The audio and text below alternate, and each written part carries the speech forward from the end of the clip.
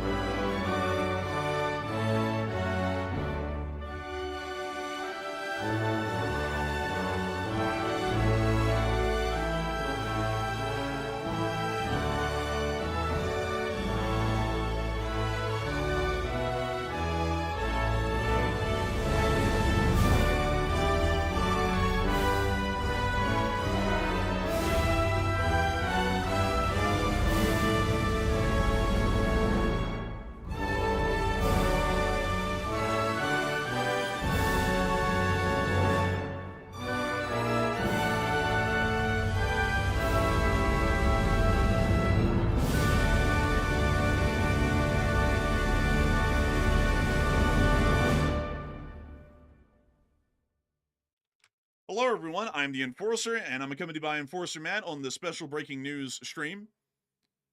And good evening, folks. It's Enforcer Matt, and welcome to the breaking news. Right now, we are seeing the very start of the Israel-Iran war, also involving, obviously, the United States. And we are getting brand new footage showing this thing breaking out as we speak in the middle of the day inside of Iran, which is completely unexpected, by the way, and catching us totally off guard. And it's good to see you all once again. And of course, we're going to be covering the past moments of developments that have occurred between the State of Israel and the Islamic Republic of Iran, as we have been able to confirm by video and picture evidence that the State of Israel has conducted a TLM-based cruise missile attack against the Islamic Republic of Iran's capital of Tehran. Currently, explosions have rocked the capital city of the Islamic Republic of Iran through its key central areas, and while the targets are unknown, we have already been able to get official announcements from the Israeli government that the attacks were Israeli in origin and that they are currently awaiting an immediate Iranian counterattack at this moment. We have also been able to hear that U.S. forces have been involved in this operation, although it's unclear as to what extent they have been involved, and we are waiting to see further developments at this moment. Moving us into the capital of Tehran, and I do have to keep in mind, everyone, that this is a breaking news stream. At any moment, Enforcer Matt may have to interrupt me for more breaking news that is coming out at this very moment, and we will be making sure to cover that live on air as the sequence of events dictates in real time. But moving us into the situations that have developed over just the prior few minutes before we went live, we have been able to confirm that smoke plumes were rising within the capital city of Tehran, as seen here in multiple pictures from the capital, once again confirming and proving to us that there have been major explosions throughout the area. I'll be making sure to repost these as quickly as I can as well, folks, so you can see that on our Twitter, link in the description below. These are some of the explosions that have been caused by the Israeli Tomahawk-based cruise missile attack that was conducted just minutes ago.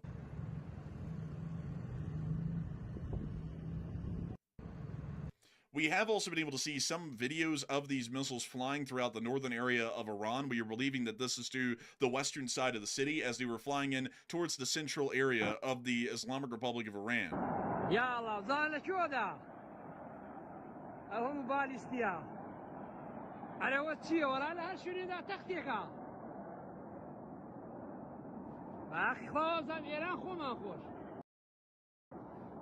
Of the western side of the city as they were flying in towards the central area of the Islamic Republic of Iran.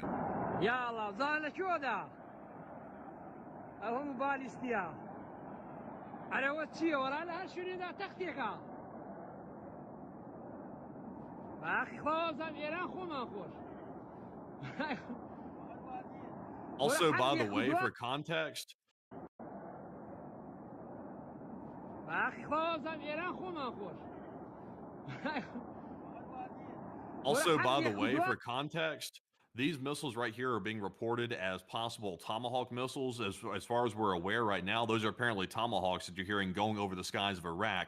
But also, by the way, just to interrupt that video for a second, we are currently hearing of a massive, and I mean a massive cyber attack currently underway on Iran. I would assume by either Israel or the United States. It looks like Iranian state media websites, a good portion of them, have been hacked. And we are seeing apparently these new hackers are apparently putting out images of the destruction and also a bunch of propaganda that's anti-Iranian on their own state media websites as of right now. So there's a cyber attack underway. Also, this missile attack's apparently still underway as well. And we are hearing from Israeli media sources that allegedly this was a joint U.S.-Israeli attack, but that's what we're hearing from Israeli media. We'll have to wait and see if that pans out right now, but that's what they're claiming. So we've seen that Israel has put their airspace completely closed. The Israeli airspace is completely closed as of right now, and it's apparently still an ongoing attack. So what a situation, by the way. But Enforcer, I'll throw it back to you. And we are going to continue to watch this clip here, actually showing the Tomahawk cruise missiles flying through the northern area west of Tehran towards the capital city.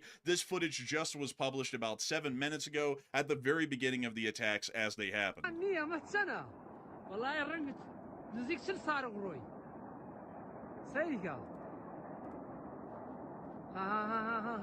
We can continue to hear the Tomahawk cruise missiles passing this cameraman.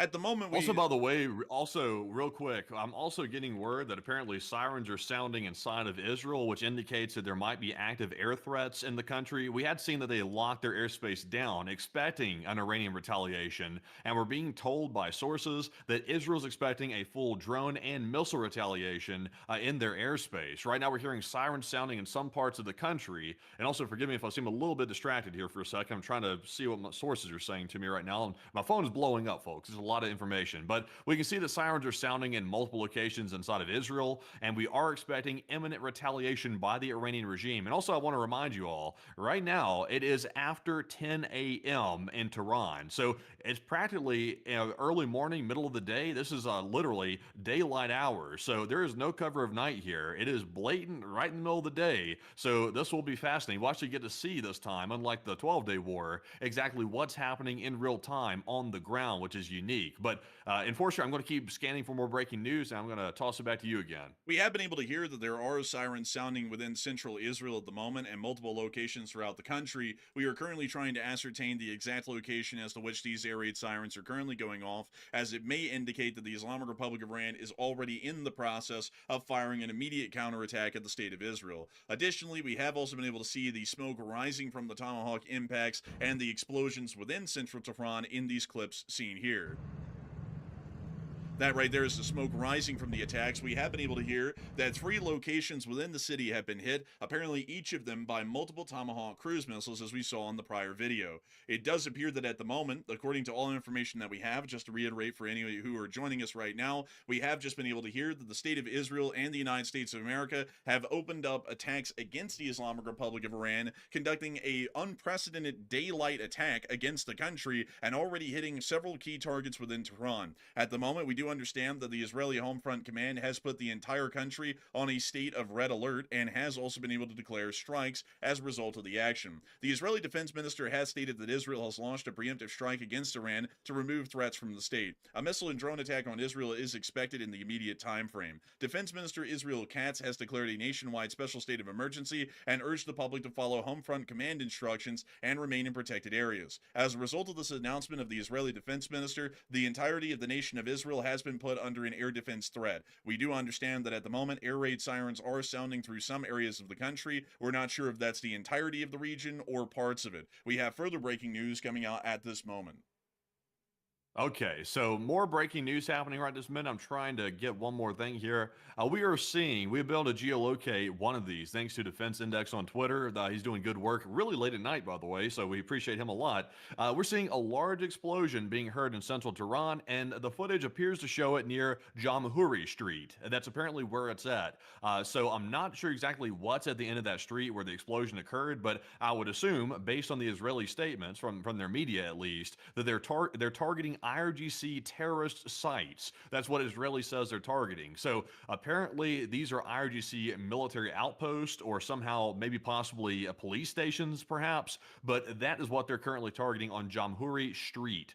That's where it's at. Also, by the way, we can see that eastern Tehran, there appears to be a large explosion, a singular explosion in eastern Tehran. Something was also hit down there as well in that region of the capital. Right now, we are only hearing about strikes in Tehran. We are not hearing about strikes anywhere else inside of Iran. It's mainly in the various districts of the capital city of Tehran. So that's what we're seeing. But Enforcer, have you managed to get a geolocation on that street? It appears that the best geolocation that we can get is Jamhuri Avenue, which appears to be the closest in terms of spelling and also geographical location.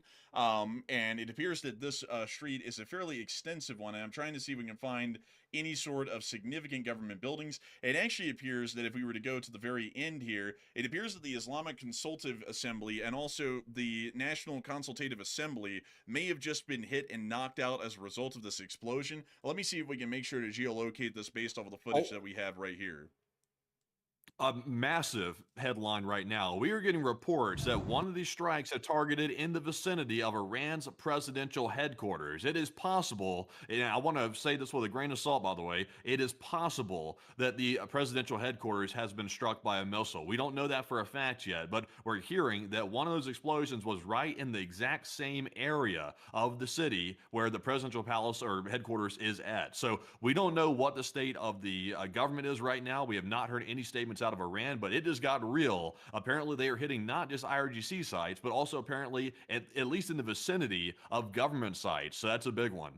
It appears, really quickly, folks, to make sure to recap this, it appears that the closest sort of location that we can get for one of the current explosions appears to be the Islamic Consultative Assembly, which appears to be temporarily closed. This is also what we believe to be the parliament of the Islamic Republic of Iran's main building. And as a matter of fact, looking at these pictures, this is actually the parliamentary building of the Islamic Republic of Iran. So if we are to be able to take this information properly, this has occurred at the end of Jamhuri Street or Jamhuri Avenue. It appears that the Iranian parliament building has just been hit directly by several Tomahawk cruise missiles, and it appears that building has highly likely been destroyed. We may also see that the National Consultative Assembly, which is very similar to the Islamic Consultative Assembly, may have also been hit and destroyed as well as a part of these explosions. Getting us back into the news that Matthew is breaking to us right now at this moment, we have been able to hear. Also, real quick, we are getting, apparently, this is from the Israeli sources. We're getting apparently confirmation. Also, by the way, locate the presidential complex. What part of the city is that currently in? Apparently, according to an Israeli media outlet, Israel has in fact bombed the Iranian presidential complex. So, if you believe the outlets out of Israel, which so far I'm not sure if they've really lied about much when it comes to strikes, I believe we can pretty much assume, for the most part, that it's likely that the Iranian presidential complex has been struck. And not only that, apparently the Iranian Ministry of Intelligence has also been struck as well, apparently targeted by these missile strikes. So it's not just IRGC, they are targeting literally each branch of the executive of the Iranian government. They are targeting those buildings directly, and we don't know what the status is. We have not gotten footage from the ground yet to know exactly what the state of those buildings are. But Enforcer, can you tell us the location? It appears that this is within northern Tehran. We can actually see this location right here on screen. Let me see really quickly if I can get you all a 3D view of this, so that way we can get a little bit of a better example of what this is actually appearing to be. So let me get y'all back to satellite, and let me see if I can put y'all on the 3D view here. This is actually the presidential complex that we believe has been hit. It apparently serves as the administrative head of the supreme leader of the Islamic Republic of Iran, who would be Ayatollah Khamenei. And we can also see that there's an IRGC guest house nearby. We may see that all of these buildings have been hit as a result of the attacks, but that appears to be a confirmed location that has been hit. And further on down, we have been able to see that near to Jamhuri Street or Jamhuri Avenue, it appears that the Iranian parliament building, the Islamic Consultative Assembly, has also been directly hit by multiple TLAM Tomahawk cruise missiles and has been heavily damaged or destroyed at this point, confirming that the Israelis are currently attempting a decapitation strike against key government buildings and installations in the early morning hours. We actually have more breaking news coming out at this moment.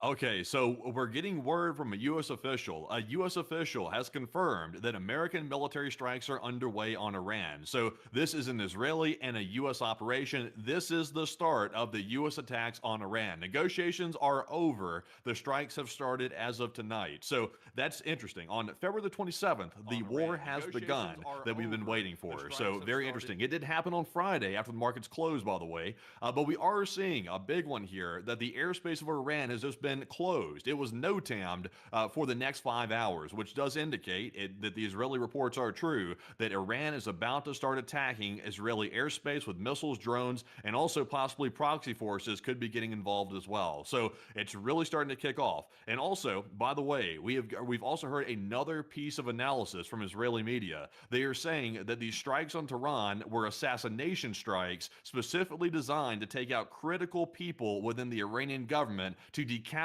the Iranian regime. So it sounds like they opened up with a banger. They opened up with trying to take out the top people. We don't know if they've been taken out. We don't know if that's actually successful, but that's what they're saying right now. But Enforcer, what say you? It appears that from what we understand, not to add a whole bunch of additional stakes to this, I'm attempting to research this right now. It appears that the Iranian parliament may have just been in session when the building was destroyed, possibly meaning that a large amount of the Iranian parliament has just been wounded and killed in the strikes that occurred minutes ago.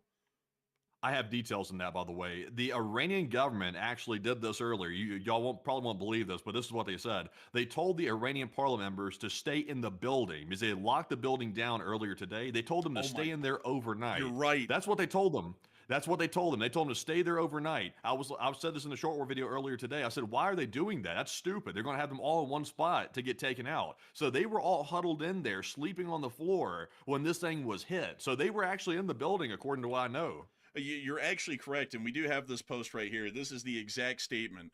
Islamic Regime's Parliament, ICA, aka Majlis, has issued a mandatory directive requiring all members of Parliament and staff to remain on site for the night. Sources tell me that the building remains under lockdown, with personnel ordered to stay until dawn. This now appears to confirm that a large part of the Iranian Parliament has just been killed outright by the Israeli attacks and the U.S. attacks that were just conducted, and we are currently waiting to see if we can get any further information about the life or death of Ali Khamenei, the supreme leader of the Islamic Republic of Iran, as we largely can already confirm that most of the Iranian parliament has just been destroyed or outright killed in the attacks that were conducted just minutes ago by the State of Israel and the United States Armed Forces.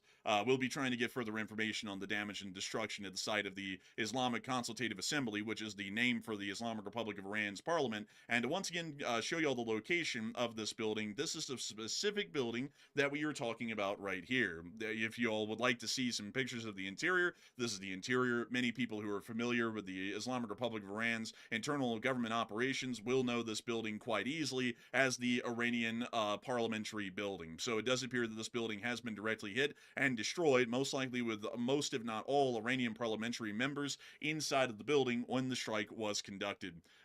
We are also understanding that further north of the city, way up near to the area of the Sadabad Cultural and Historical Complex, it appears that the presidential palace has also been directly hit as well by strikes. We are unsure if the supreme leader of Iran, Ali Khamenei, was within the complex at the time of the strikes, but there is a possibility that he may have been, or other higher-up officials may have also been present at the time of the strikes. According to quick research, it appears that the Sadabad Cultural and Historical Complex not only serves as a museum, but it also serves as an administrative complex for the supreme leader of the Islamic Republic of Iran and his staff, meaning that there may have been a significant amount of Khamenei staff present when these strikes were conducted, possibly meaning that the top officials of the Islamic Republic of Iran may have just been killed outright in strikes, largely removing the government's top leadership from the picture and now leading lower echelon commanders to basically lead the resistance against the United States and Israeli attacks that may be soon to follow. We do not know if the Iranian... Okay, so we also have some more breaking news right this second. We have just gotten word that Israel's Mossad, which is the intelligence agency, the foreign intelligence agency inside of Israel that everybody knows about, it has released a call to Iranians to quote-unquote return Iran to its glory days in a release on the Persian language channel. The Mossad is calling for the people to take over the government and take over Iran and return it back to the state that it used to be before the Ayatollah took charge. So that is what they're currently putting out right now. So we're waiting to see if the protesters, who are already agitated, by the way. The Iranians were trying to put down these protests that were reignited days ago. They were trying to put them down, but they weren't really successful. This could be the moment that we've been waiting for the people to return back to the streets and try to take over the government as these strikes are taking place. So it's going down. Also, we are getting more information. The intelligence HQ has apparently been confirmed bombed inside of Tehran. We're hearing, according to eyewitnesses on the ground, that Israel is using very heavy munitions.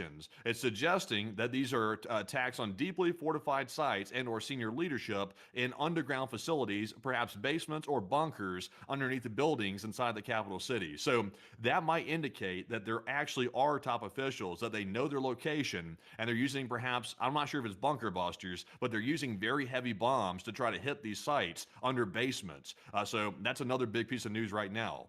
And for everyone who's currently joining us right now as we are covering ongoing breaking news, I do want to give a very quick summary so that way everyone can be apprised of the current situation.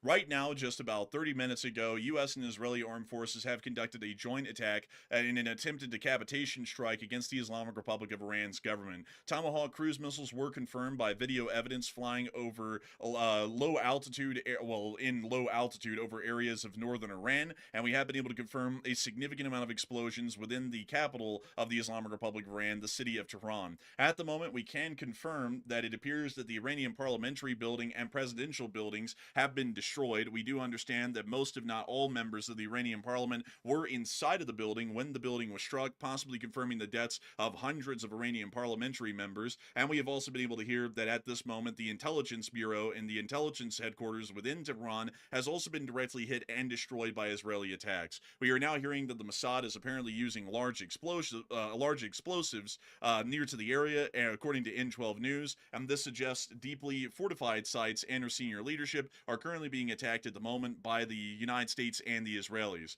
We can also see the Israelis are starting a psychological operations campaign to motivate the Iranian public, who has already been protesting and revolting against the Iranian government, to rise up in a final act to overthrow the Islamic Republic of Iran's government and bring forward a new nation within the territorial regions or confines of the Islamic Republic of Iran. We are currently watching the situation develop at this moment. It was believed prior by the Israelis that there will be an imminent attack by the Islamic Republic of Iran, possibly within the next hour, and we have seen that a red alert has been issued across the entirety of Israel's airspace, and we have also been able to hear that within some localities of Israel, air raid sirens are already sounding. At the moment, we do not know if civilian airspace is being cleared out throughout the entirety of the Middle East. If we take a quick look at Flight Radar 24, it does appear that the airspace of Iran is clearing out quite rapidly, and it also appears that the airspace inside of Iraq may be clearing out with some sort of an order of the closure of the airspace being given, as it appears that the last remnants of the aircraft that were in Iraqi airspace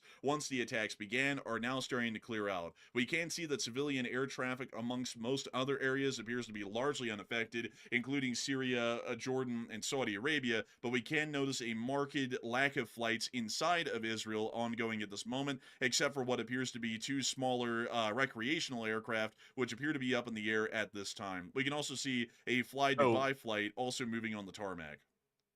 So we also have more breaking news right now. Apparently, we're getting word that Ali Khamenei has fled Tehran. He has apparently officially fled. This is coming from Reuters, by the way, according to an official within Iran. He's been transferred to a secure location. So he has officially been evacuated from the capital city. So Khamenei is on the move. He is not stationary. He's currently fleeing out of the capital city as we speak. So major news with that, by the way. Apparently, he is still alive, if you believe the Iranians. He's apparently on the run as we speak. So he is taking off. We're not sure where he's going, but he is taking off right now. Also, by the way, we are hearing some more breaking news. Apparently, when Israel conducted the strike, they did not notify commercial airlines, as far as we can tell. Right now, the ACARS, which is the notification system for commercial airliners, is going bonkers. The airlines are panicking. They are freaking out because there's currently missiles flying through the area in which the commercial flights are trying to navigate through. So that's a huge situation going on right now. Also, by the way, we are seeing on another front that apparently we got video of Israeli Air Force tankers currently taking off from Israel to support sustained strikes on Iran this morning. We had that video about 4 posts down on our Twitter page, and it looks like they are planning on keeping this going for possibly a few hours, perhaps. But unfortunately, take a look. We can see this clip right here. We sadly won't be able to play the actual clip, but we will be able to show you some stills of it. The Israelis actually use modified Boeing 707s with their original turbojet engines, meaning that this is distinctively an Israeli aerial tanker, which is suggesting that currently the Israeli Air Force is active and flying within the area, at least particularly around the Iraqi-Iranian border. We actually were able to confirm that prior in our last stream run just moments ago, as we were able to hear the sound of the turbojets within the Israeli aircraft that were already beginning to fly around the area of the border with the Islamic Republic of Iran inside of Iraq. We'll play that clip for all of y'all right here, which is our only indication of Israeli air activity, and this was detected around 5 hours ago.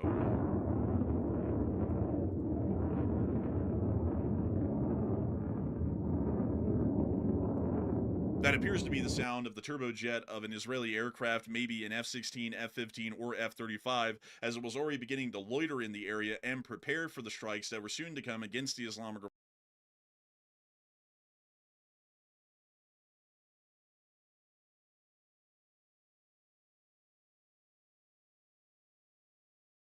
With Iran would appear to be a military conflict. Today, Iran and Russia conducted joint naval drills in the Gulf of Oman. So, as talks with Iran's dictatorship go absolutely nowhere, those guys are teaming up with Russia to send a message to the United States that this isolated regime is not alone, even as they back themselves into a corner with their refusal to step down, perpetuating protests inside their country and around the world from those who want change, as well as triggering an unprecedented U.S. military buildup, which could soon have to face off with the Russians. With the drums of war beating louder, in the Strait of Hormuz, Iran and Russia held live-fire naval exercises, which included vessel raids and ship seizures. Why do they need an intercontinental ballistic missile? That's a missile that goes far. The reason is so they have the ability to attack the United States. So why are they spending billions of dollars to create that missile? It isn't for Israel and it isn't for Europe. It's for us. Well, Iran, as usual, keeps thinking they can get away with it, that America isn't watching. And this posturing for war, I think, is a major mistake on behalf of the Iranians. The history shows it only ends badly for them. The U.S. is engaged in the largest military buildup in the Middle East since the eve of the Iraq War. F-15 fighter jets, stealth F-35s, KC-135 refueling tankers, and a squadron of F-22 Raptors. As Trump said, 15 days, we're going to get a deal one way or another. And Trump has been very careful to say there's one way that's got consequence that they don't want. He was very clear about that.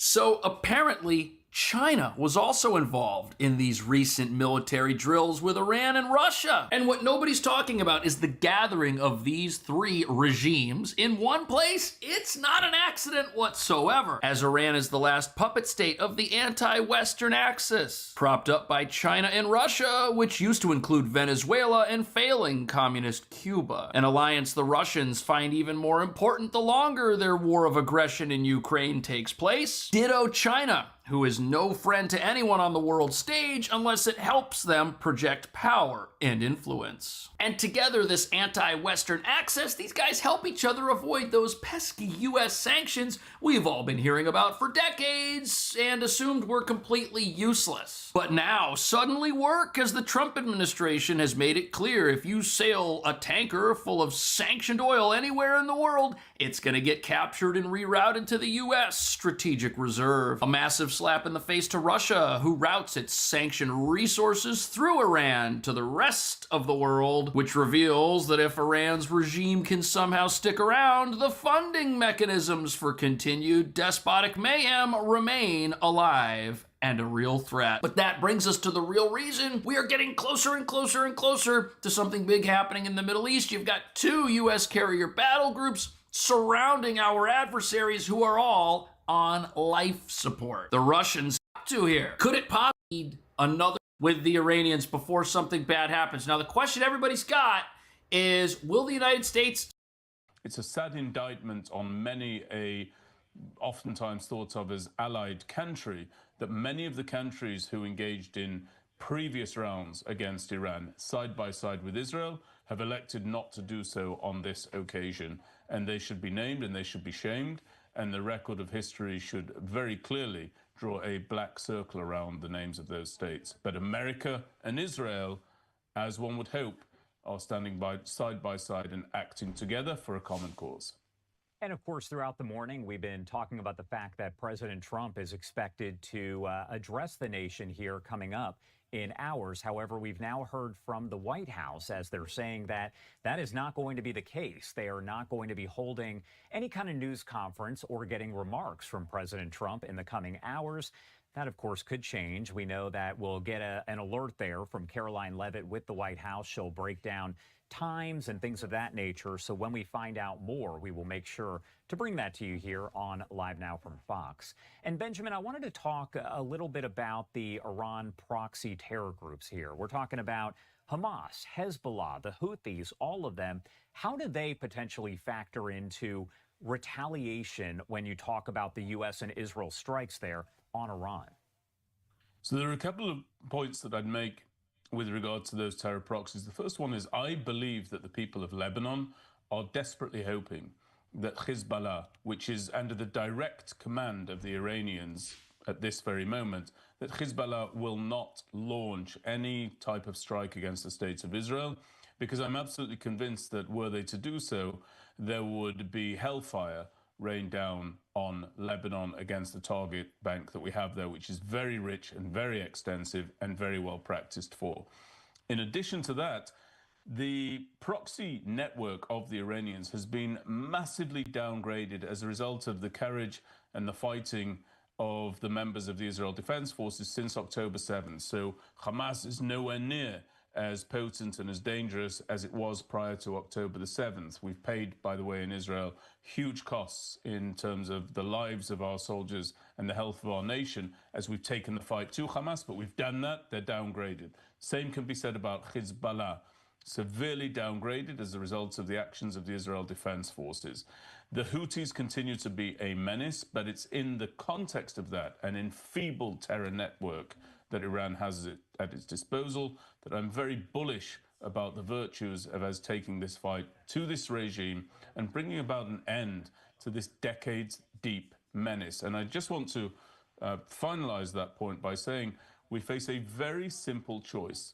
Do we want to tackle this regime while it's limited to conventional weapons, dangerous as they are, or do we want to tackle this regime when perhaps they are in possession of nuclear weapons capabilities? I think the answer is very clear to everybody.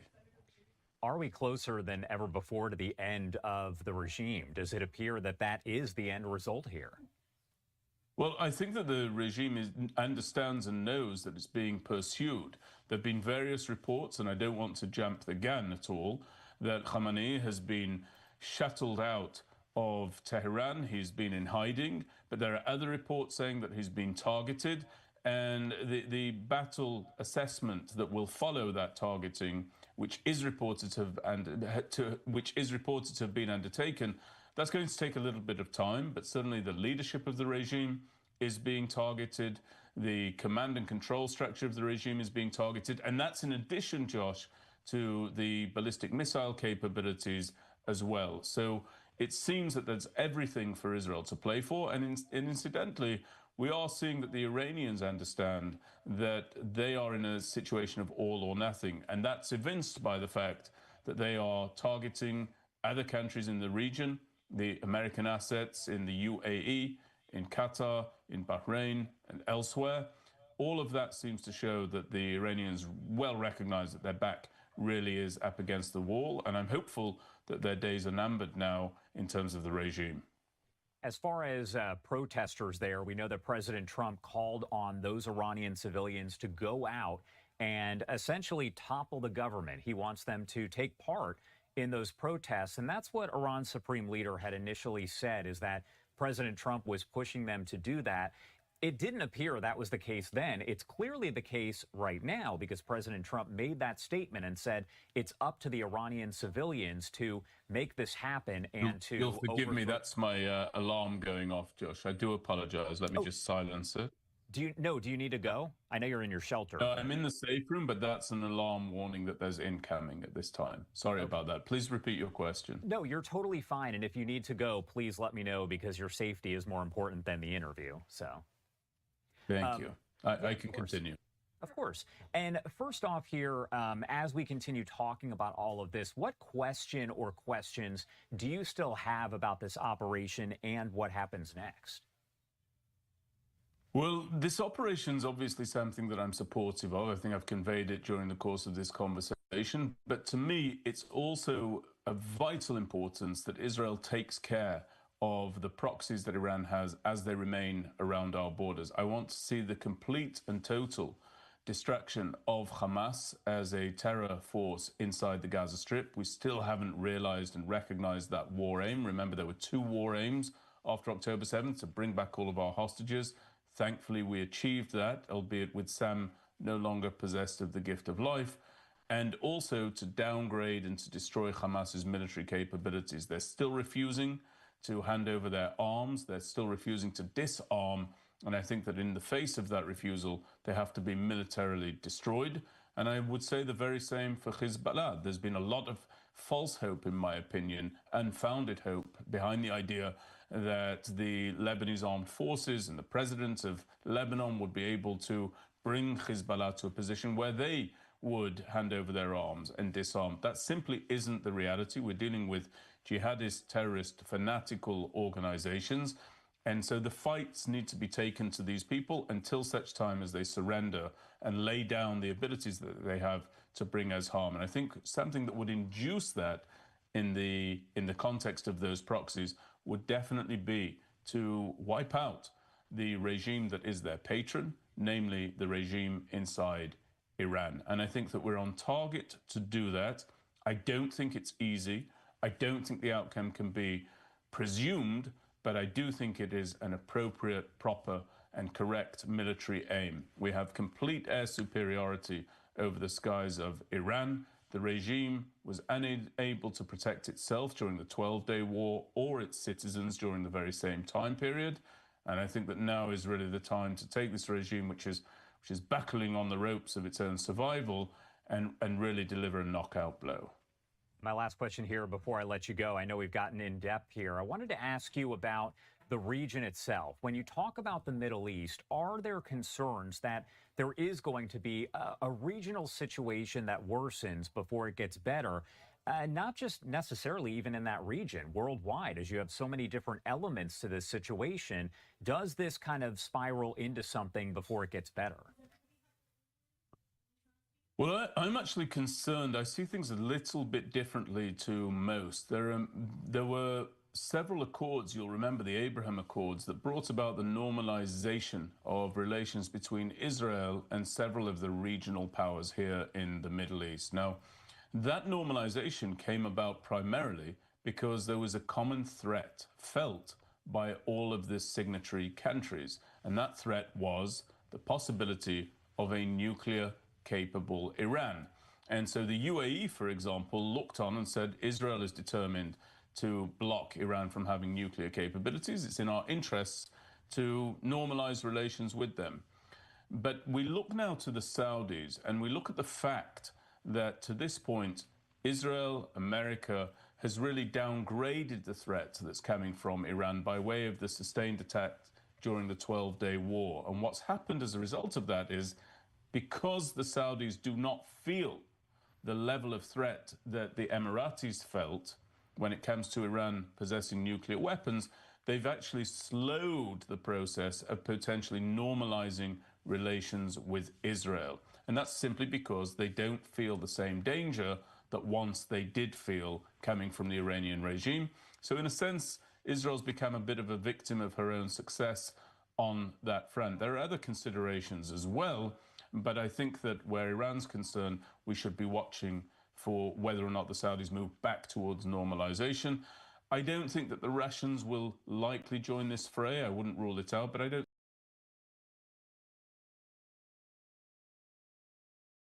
Are in northern Qatar.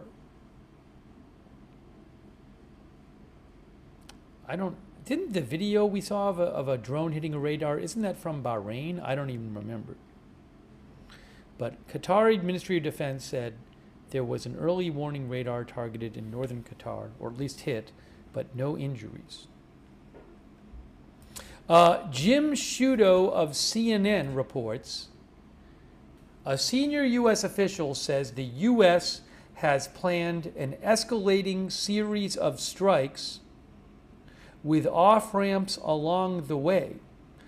According to a senior U.S. official, each round will be over a 1 to 2 day period with pauses to reset and assess battle damage. I'm going to read this again. The U.S. has planned an escalated series of strikes with off-ramps along the way.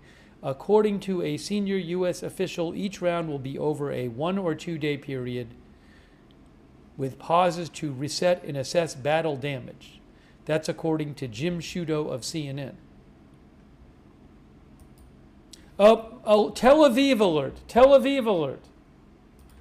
Alert for Tel Aviv and surrounding area.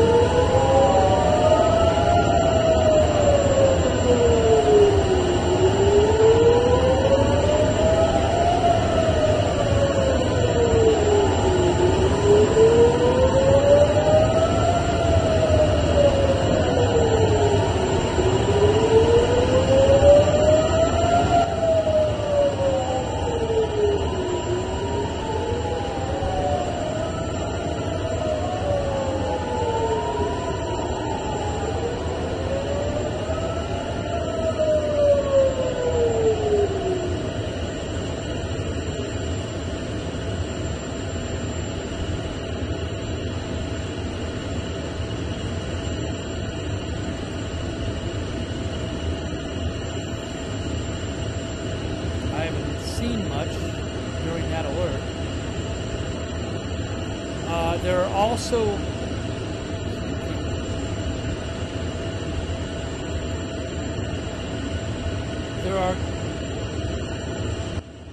there are some alerts going on to the north and south of Tel Aviv and to the east of Tel Aviv, but I don't have cameras in these places.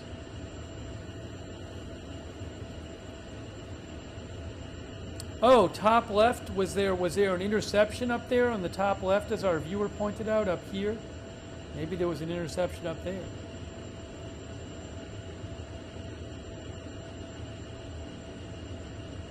The alerts are no longer on the alert map.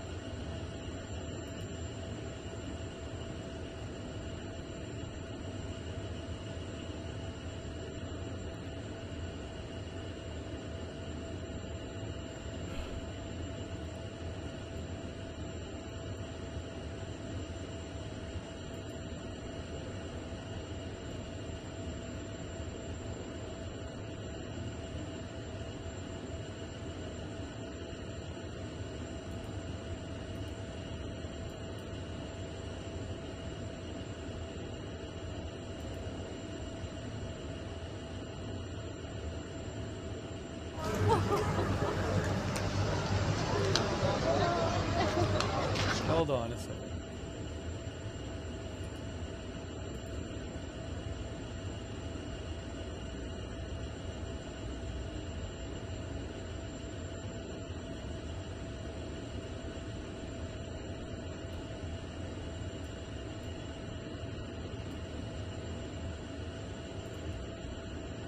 Oops. That's not what I Front the enemy's military is this here. prepared for negotiations. We have been even more prepared for defense at times. The armed forces of the Islamic Republic of Iran will decisively respond to the aggressors with full authority. We also know the U.S. Embassy in Doha, Qatar, has implemented a shelter-in-place order for all of its personnel, and the United Arab Emirates, the UAE, has closed its airspace as Israel and the U.S. conduct those strikes on Iran. We're also hearing from officials in Bahrain that the headquarters of the U.S. Navy's 5th Fleet was targeted by is within the gift of Israel and the United Netanyahu posting this. The minister says they will not those or Iran. He is desperate. Now, President Trump did speak, Channel as I mentioned, 12 on Truth Social, very claims- brief, just about 8 minutes Channel in length, 12 kind claims of laying that- out the situation with the mission there, as we know, Operation Epic Fury. I want to play that in that there case are you're just waking up, indications haven't heard it just yet. On the that other the side of Supreme that, Leader my was colleague killed. Christy Matino will That's be what right here in the Channel hot 12 seat Israel with all of the said. latest information as we follow this They say breaking there are news throughout the indications day of this. and in the coming days. My name is Josh Breslow, and you're watching Live Now from Fox. A short time ago, the United States military began major combat operations in Iran. Our objective is to defend from, the American people by eliminating Times of imminent Israel. threats from the Iranian regime, a vicious group of very hard, terrible people. Its menacing activities directly endanger the United States, our troops, our bases overseas, and our allies throughout the world. For 47 years, the Iranian regime has chanted death to America and waged an unending campaign of bloodshed and mass murder. We'll see what targeting the United States, our troops, and the innocent people in many, many countries. Among the regime's very first acts was to back a violent takeover of the U.S. Embassy in Tehran, holding dozens of American hostages for 444 days. In 1983, Iran's proxies carried out the Marine barracks bombing in Beirut that killed 241 American military personnel. In 2000, they knew and were probably involved with the attack on the USS Cole. Many died. Iranian forces killed and maimed hundreds of American service members in Iraq. The regime's proxies have continued to launch countless attacks against American forces stationed in the Middle East in recent years, as well as U.S. naval and commercial vessels and international shipping lanes. It's been mass terror, and we're not going to put up with it any longer. From Lebanon to Yemen and Syria to Iraq, the regime has armed, trained, and funded terrorist militias that have soaked the earth with blood and guts. And it was Iran's proxy, Hamas, that launched the monstrous October 7th attacks on Israel, slaughtering more than 1,000 innocent people, including 46 Americans, while taking 12 of our citizens hostage. It was brutal, something like the world has never seen before. Iran is the world's #1 state sponsor of terror and just recently killed tens of thousands of its own citizens on the street as they protested. It has always been the policy of the United States, in particular, my administration, that this terrorist regime can never have a nuclear weapon. I'll say it again. They can never have a nuclear weapon. That is why in Operation Midnight Hammer last June, we obliterated the regime's nuclear program at Fordow, Natanz, and Isfahan. After that attack, we warned them never to resume their malicious pursuit of nuclear weapons, and we sought repeatedly to make a deal. We tried. They wanted to do it. They didn't want to do it. Again, they wanted to do it. They didn't want to do it. They didn't know what was happening. They just wanted to practice evil. But Iran refused, just as it has for decades and decades. They've rejected every opportunity to renounce their nuclear ambitions, and we can't take it anymore. Instead, they attempted to rebuild their nuclear program and to continue developing long-range missiles that can now threaten our very good friends and allies in Europe, our troops stationed overseas, and could soon reach the American homeland. Just imagine how emboldened this regime would be if they ever had and actually were armed with nuclear weapons as a means to deliver their message. For these reasons, the United States military is undertaking a massive and ongoing operation to prevent this very wicked, radical dictatorship from threatening America and our core national security interests. We are going to destroy their missiles and raise their missile industry to the ground. It will be totally, again, obliterated. We're going to annihilate their Navy. We're going to ensure that the region's terrorist proxies can no longer destabilize the region or the world and attack our forces and no longer use their IEDs or roadside bombs, as they are sometimes called, to so gravely wound and kill thousands and thousands of people, including many Americans. And we will ensure that Iran does not obtain a nuclear weapon. It's a very simple message. They will never have a nuclear weapon. This regime will soon learn that no one should challenge the strength and might of the United States Armed Forces. I built and rebuilt our military in my first administration, and there is no military on earth even close to its power, strength, or sophistication. My administration has taken every possible step to minimize the risk to U.S. personnel in the region. Even so, and I do not make this statement lightly, the Iranian regime seeks to kill. The lives of courageous American heroes may be lost, and we may have casualties. That often happens in war. But we're doing this not for now. We're doing this for the future, and it is a noble mission. We pray for every service member as they selflessly risk their lives to ensure that Americans and our children will never be threatened by a nuclear-armed Iran. We ask God to protect all of our heroes in harm's way, and we trust that, with his help, the men and women of the armed forces will prevail. We have the greatest in the world, and they will prevail. To the members of the Islamic Revolutionary Guard, the armed forces, and all of the police, I say tonight that you must lay down your weapons and have complete immunity, or, in the alternative, face certain death. So, lay down your arms. You will be treated fairly with total immunity, or you will face certain death. Finally, to the great, proud people of Iran, I say tonight that the hour of your freedom is at hand. Stay sheltered. Don't leave your home.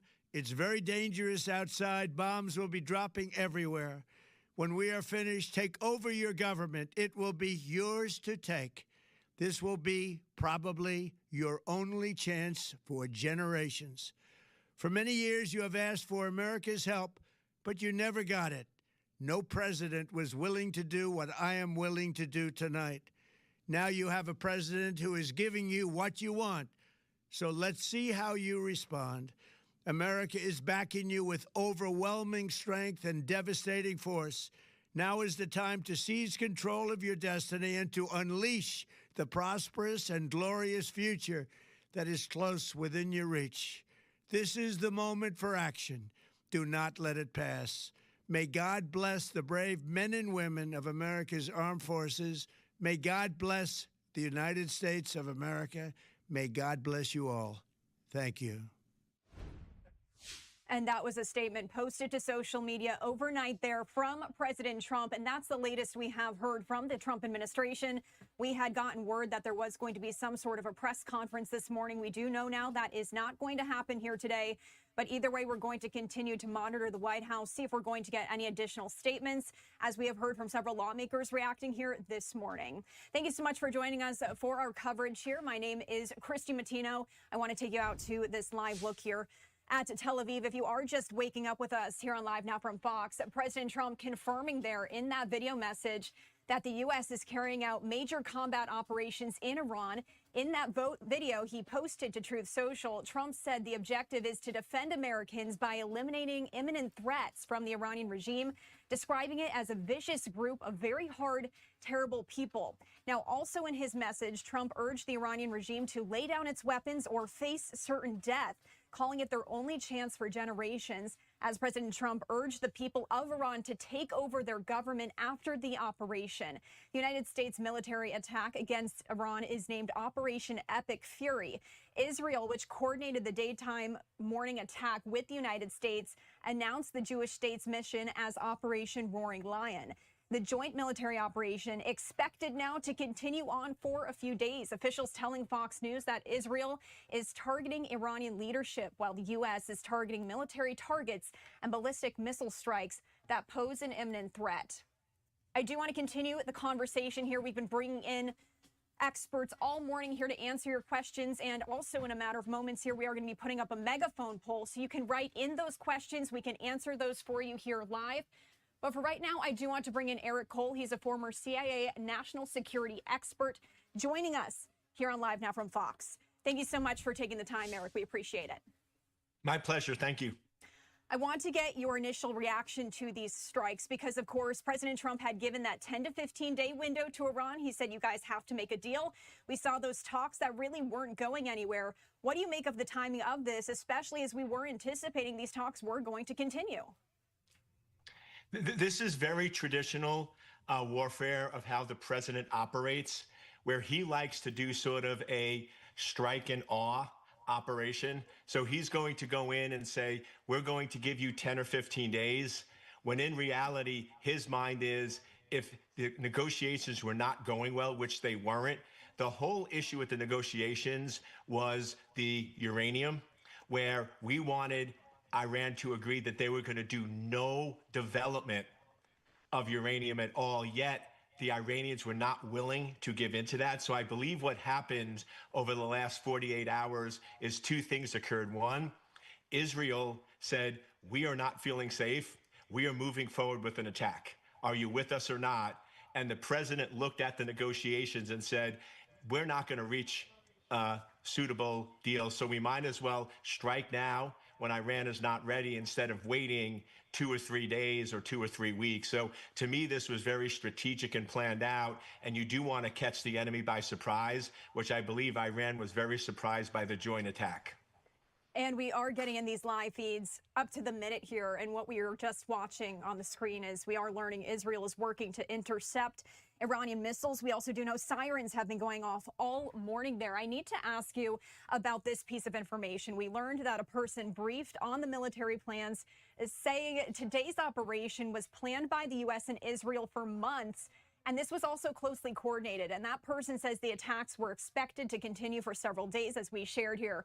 Can you walk us through the behind-the-scenes coordination between the U.S. and Israel that led to today's operation? And had President Trump really made up his mind long before here, even though he was giving that window of 10 to 15 days for these talks to reach a deal? Yeah, Iran has always been a threat. It's always been a wild card. It's always been a country that is sort of very unstable, and you do not know what they're going to do. So these conversations with Israel has been going on for a long time. If you remember last year, we did a strike on Iran because we were concerned about the stability, and Iran did not retaliate then. But the guarantee is if you drop bombs on Iran, there is going to be retaliation. So I can guarantee from at least 6 months ago, when the United States did the initial airstrike, that Israel and United States were in very close conversation. It wasn't a question of if we were going to attack, but when. And I think they were looking for the right moment. And the United States wanted to give a chance to have some peace talks this week. But I think they just decided that it was going to happen. So, yeah, it was inevitable in President Trump's mind that we were going to strike Iran. The question was when, and it looked like now is the best moment. And just updating our viewers here in real time, the Israel Defense Force is putting this out just about 10 minutes ago on social media after we just shared that live look of Israel working to intercept Iranian missiles, they said. And again, accompanied there by that map on the left-hand side of the screen. We also had a post up here, and I do want to see if we can get that back up. It was about the fact that this happened during the daytime, and I wanted to ask you, why was this not something that was carried out in the overnight hours? Does that have any significance? Yes, it does, and I believe it was actually for one big reason, from a safety perspective for Israel and the bases in the region, because if you're doing a daytime attack, you can actually have better control, like in Israel, of going in and warning your citizens and evacuating. Like Israel is taking this very, very seriously. They've actually shut down major power grids because they're very concerned that there's going to be much more aggressive attacks. And also, we're up to 7 U.S. military bases in the region have been attacked by Iran. So I believe the decision was, if we go in and do this during the day where people are awake, we have a better chance of minimizing loss and minimizing lives and going into better control and manage the situation. But you're right, if you compare to Venezuela, where it was in the middle of the night, that seems to be when you want to do covert. But if you're really caring about protection and minimizing loss of life, during the day actually gives you a better chance of doing that. I do want to talk about this information as well, that a senior Israeli official confirming to Fox News that Iran's supreme leader and president were targeted in Saturday's joint U.S.-Israel attack on Iran. And that official noted that military forces also focused on taking out those responsible for commanding the mass murder of Iranian protesters. That's a quote there. Strikes reportedly hit areas near the Supreme Leader's offices, and recent images show his compound has been destroyed. And we've been sharing these posts here from the IDF as they have been coming out all morning there. However, Khamenei had not made a public appearance in the days before this attack and hadn't been immediately seen. So at this point, what is known about his current whereabouts and condition? Do we have any information on that? Yeah, so this attack really sort of shifted. Like the negotiations this week was all about the nuclear program. But these attacks from both Israel and the United States were really about removing the leadership. The nuclear program is now a secondary. If we're at war, we might as well remove it also. But the primary objective of Israel and the United States is we need to remove the leadership and remove anybody that represents a threat to the United States. To me, the leader right now is most likely in a bunker, heavily guarded.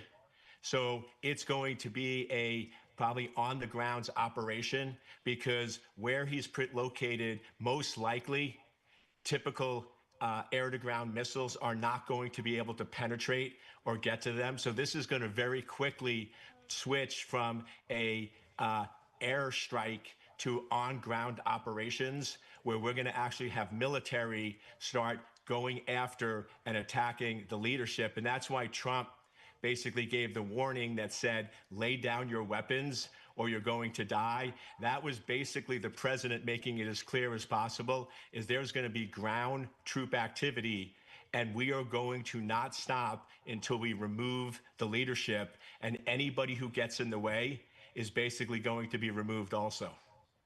Right. And I also just wanted to touch on that a little bit more here, because President Trump is really telling people to take control of the government. Could this really be the end of the regime? I believe this actually could be, because right now, from everything we're seeing, it does not look like the United States or Israel is going to stop until they meet their objective. So this could go on for days. This could go on for weeks. And the reality is, in these situations, it's who is going to run out of firepower sooner. And the reality is, because we're actively striking the missiles and the other artillery that Iran has, they're very quickly going to run out of options. And if you look at the stockpile that the United States has and that Israel has, we are not going to run out anytime soon. So this is really going to be a war of going until we basically, Iran loses all of their weaponry. We eliminate all of their nuclear programs and nuclear capabilities, because right now, Iran is on track to have an intercontinental missile by 2036, and we want to make sure that never, ever happens. So I believe this is going to continue until basically Iran is left with no weaponry, no leadership, and then essentially the only option is going to be for the people to rise and take back the country. Now, I had shared here that we were anticipating this press conference from the White House. For those tuning in, that is not happening anymore today, to our knowledge. What might be going on behind the scenes there? When can we expect to hear from the Trump administration on the latest with this and really where this goes from here? Because for those tuning in, this is likely going to go on for several days. So why are we not hearing from the White House today, besides that video that was shared a bit earlier from President Trump?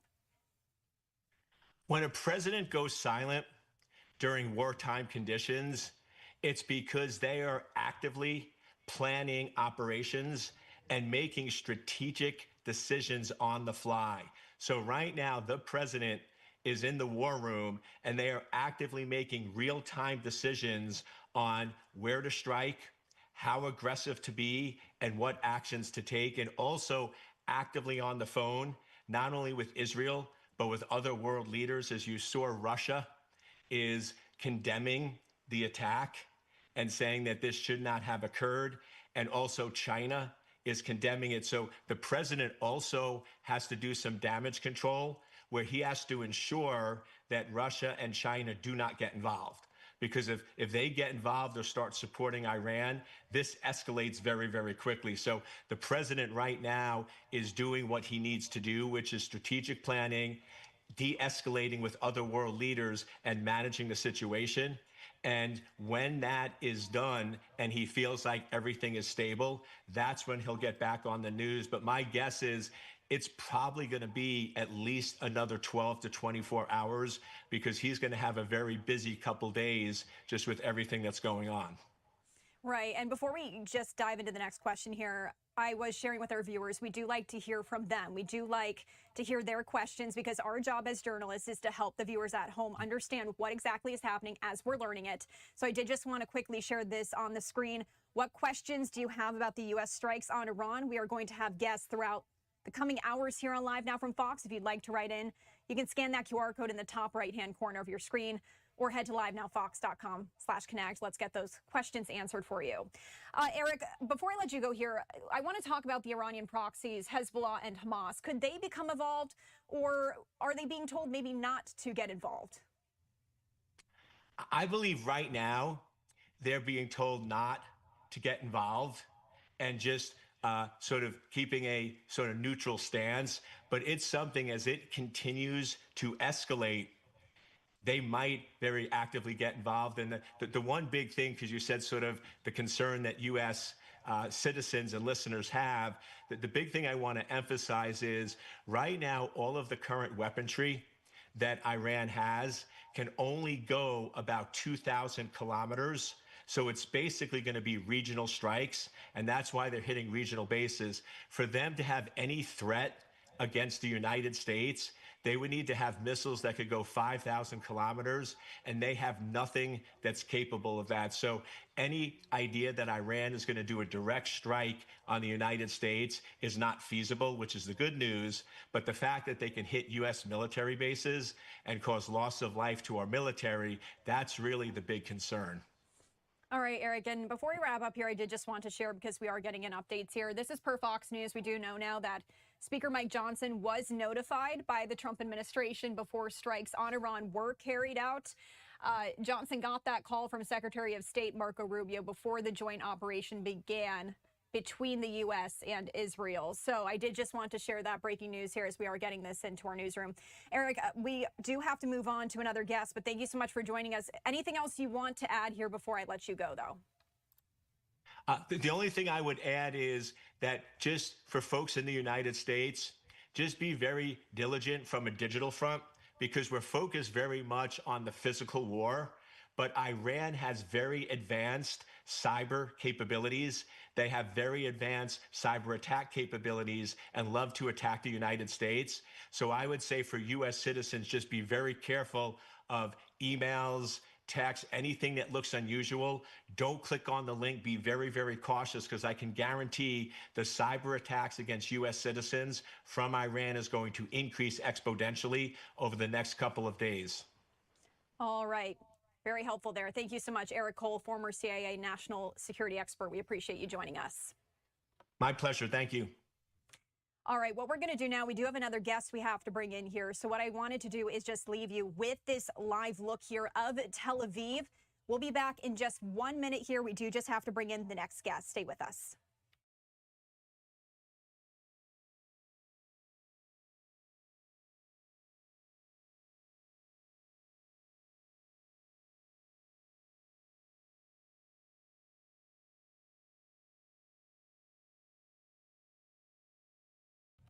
And as we do await the next guest, I also just wanted to leave this back up on your screen. Please write in those questions. We are going to have guests on throughout the day here.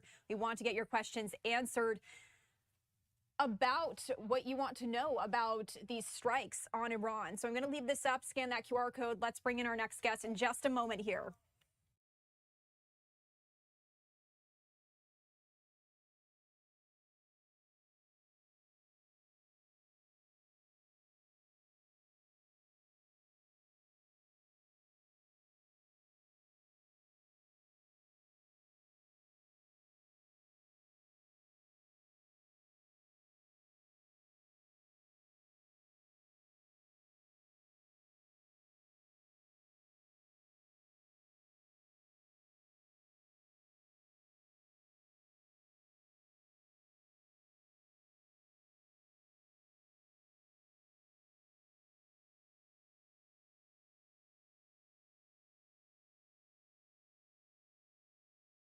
All right, and thanks for staying with us here on Live Now from Fox. We were working to bring in our next guest, and he is joining us here live right now. Let's bring him in. This is Ali Reza Jafarzadeh. He is Deputy Director, National Council of Resistance of Iran, U.S. Representative Office. Thank you so much for taking the time to join us on Live Now from Fox for this breaking news. We do appreciate it. Thank you so much. Always a pleasure. I want to start with those talks that we had been seeing. Are these strikes we're seeing today a direct result of those talks that had not been progressing, even though we were expecting them to continue?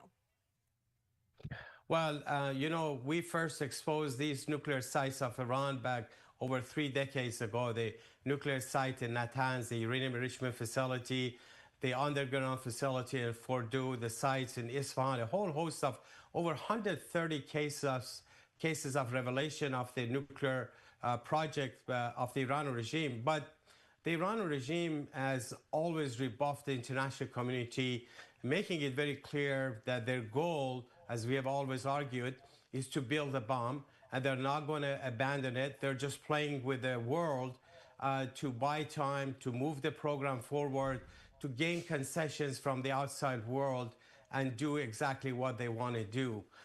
That's why I think now the world, especially in the past few months, have come to the realization that the Iranian regime is the head of the stake of war and terror. They're the world's leading state sponsor of terrorism, but they're intent on continuing their nuclear weapons program.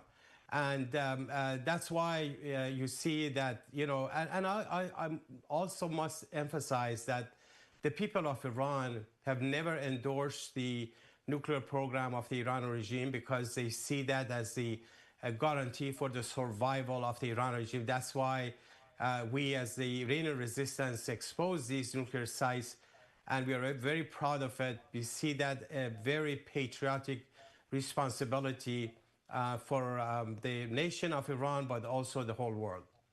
Now, we've been hearing that these strikes are going to go on for several days at this point, and we've been getting in video here from the IDF. This is just one of those videos that we have seen here. And we also do know that Iran has already retaliated, right, given their immediate retaliation against Israel and the U.S. bases in Bahrain, Kuwait, Qatar. Are we already in a regional war? And what should we really be watching for over the next coming days as these strikes are anticipated to continue? Well, you know, every time you had a regional conflict, you saw the hand of the Iranian regime involved in it. The Iran regime is clearly the world's leading state sponsor of terrorism. They built an expansive network of proxies in the whole region. And every time that you saw instability and chaos in other parts of the world, the Iran regime was directly involved to it. So what we see now regarding Iran is a nation standing up to end the rule of the clerics, to end the rule of the head of the stake of war and terror in the region. So once that threat is eliminated, once the regime is overthrown by the people of Iran, I think Iran will shift from the epicenter of terror and chaos and warmongering into a center of conciliation, cooperation, tranquility, and peace. So this is what's really at stake right now. And we do want to get to some viewer questions here. I do want to make sure I am quoting President Trump correctly, because this is going to lead into this question here that we're getting from Zachary. President Trump posted a video overnight, and for those who missed it, we'll share it here in just a bit on Live Now from Fox. But in that video, President Trump said, quote, "We may have casualties. That often happens in war." Here's this question we're getting in from Zachary saying, what is the U.S. and Israel doing to limit civilian casualties? Well, first of all, we need to see where everything is heading. As far as the people of Iran are concerned, you know, there's a war, extensive war going between the people of Iran and the Iranian regime for decades. And that's why the Iranian people have always wanted to end the rule of the clerics and establish a democratic, pluralistic government. I must also emphasize that just today, Mrs. Mariam Rajabi, who is the president-elect of the National Council of Resistance of Iran, for the transitional period to transfer sovereignty to the people of Iran. And she declared for the provisional government for the transitional period. And she said that that provisional government will operate based on the 10-point platform of the National Council of Resistance of Iran, which was actually, that platform was introduced nearly 3 decades ago, that is based on separation of religion and state, saying ballot box is the only criteria for legitimacy, freedom of religion, freedom of political parties, freedom of press and the media, equal rights for men and women, gender equality, as I said, free market economy, peace in the Middle East, and a non-nuclear republic form of the government. She also emphasized that basically now is the time for unity among all of those Iranians who favor change, those who want to end the rule of the clerics and are rejecting any form of dictatorship, whether the current theocracy or the dictatorship of the Shah, the fascist regime that he had, and some of the remnants are around. She called on the people to line up all their vectors. First, to protect the civilians, but second, to focus on bringing about change. She also called upon all the parties involved, saying you need to examine the extra caution to make sure that the civilians are not hurt, that the the civilian structures are not damaged and people are not killed in that regards. So I think this is important for the world to know that this is a desire of a nation who has long fought for democracy. It has a clear alternative that didn't just happen overnight. This movement has been fighting the regime for 4 decades. They paid a big price. Just in the summer of 1988, some 30,000 political prisoners belonging to this movement were massacred by the regime, hoping that that would put an end to opposition to the regime. Not so. Now the sons and daughters and the grandchildren of those who were murdered many years ago who are now in the streets of Iran. Remember, since December until January, over 400 cities of Iran in all 31 provinces were engulfed in major protests against the Iran regime, calling for change. They chanted death to Khamenei, death to dictator, death to the oppressor, be it the Shah or the supreme leader, making it very clear that the future of Iran belongs to democracy. And we have had so much bloodshed over the decades. Now is the opportunity to bring about change. But also there is an organized structure on the ground that is both capable of confronting the regime, but also building the future of Iran. Just earlier this week on Monday, the main Iranian opposition, the MEK, which is the same group that exposed all the major nuclear sites of Iran, launched a major attack on the headquarters of the Supreme Leader Khamenei, inflicting heavy casualties on Revolutionary Guards. The MEK said that 100 of their forces were either arrested or killed, and another 150 managed to leave the scene, untouched. So that's the capability of the resistance on the ground. And let me remind everyone that at the end of the day, it's the change of the regime that matters, and the change of the regime can only happen by the people of Iran and those forces on the ground who have been fighting it. And I do want to just continue with the viewer questions here. Also, we are just getting these live looks in. We're working to figure out, all right, so this is out of the United Kingdom. This is a protest. That's the information we're getting as of right now. Wanted to share that live look here as we do continue with some of the viewer questions here. We did see that Israeli Prime Minister Benjamin Netanyahu, as well as President Trump, both released video statements on social media after this did occur.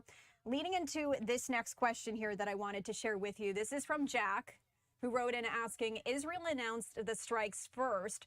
Who was the first two leading party in the initial strikes?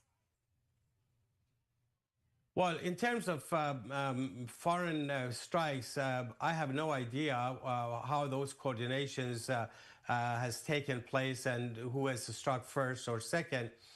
But the important thing is that way before that, the Iran regime was targeted by the people of Iran. And as I said earlier this week, that same headquarters of the Khamenei, which is also the most secure area in the whole country. All of the key government institutions, from the parliament to the Supreme National Security Council, to the president's office, as well as the Supreme Leader's office, are all in that same complex, which was targeted by the main Iranian opposition, the MEK, that really shook the foundation of the regime. All of the regime's media conceded to that and expressed serious concern, showing the vulnerability of the Iran regime to the people of Iran, but also on the other side, showing the strength of the organized resistance that they can strike at will. All right, so we do have another viewer question here. We do know that Ukrainian President Zelensky had voiced support for the military strikes on Iran, as we've been hearing from leaders across the world here weighing in on this, and we're working to get that post up here for you. I will share it once we do have it. But that leads into this next question here from Terry saying, how likely is it that China or Russia gets involved? Well, I think the world is beginning to realize that it's not beneficial for anybody to bet on a losing horse, let alone a dead horse. Circumstances have changed. Of course, Russia and China have been allies of Tehran for decades, but until this regime is shown absolute weakness, that they couldn't even keep their biggest ally in the region, Assad, in power. Their proxies were shattered in, Hezbollah in Lebanon, the Houthis in Yemen, and the Shia militias in Iraq. Their population, that they always boasted that they have their population on their side, especially the poor and the deprived. Those are the people who are rejecting this regime. So this is a regime that cannot benefit anyone, whether you're China or Russia or anybody else.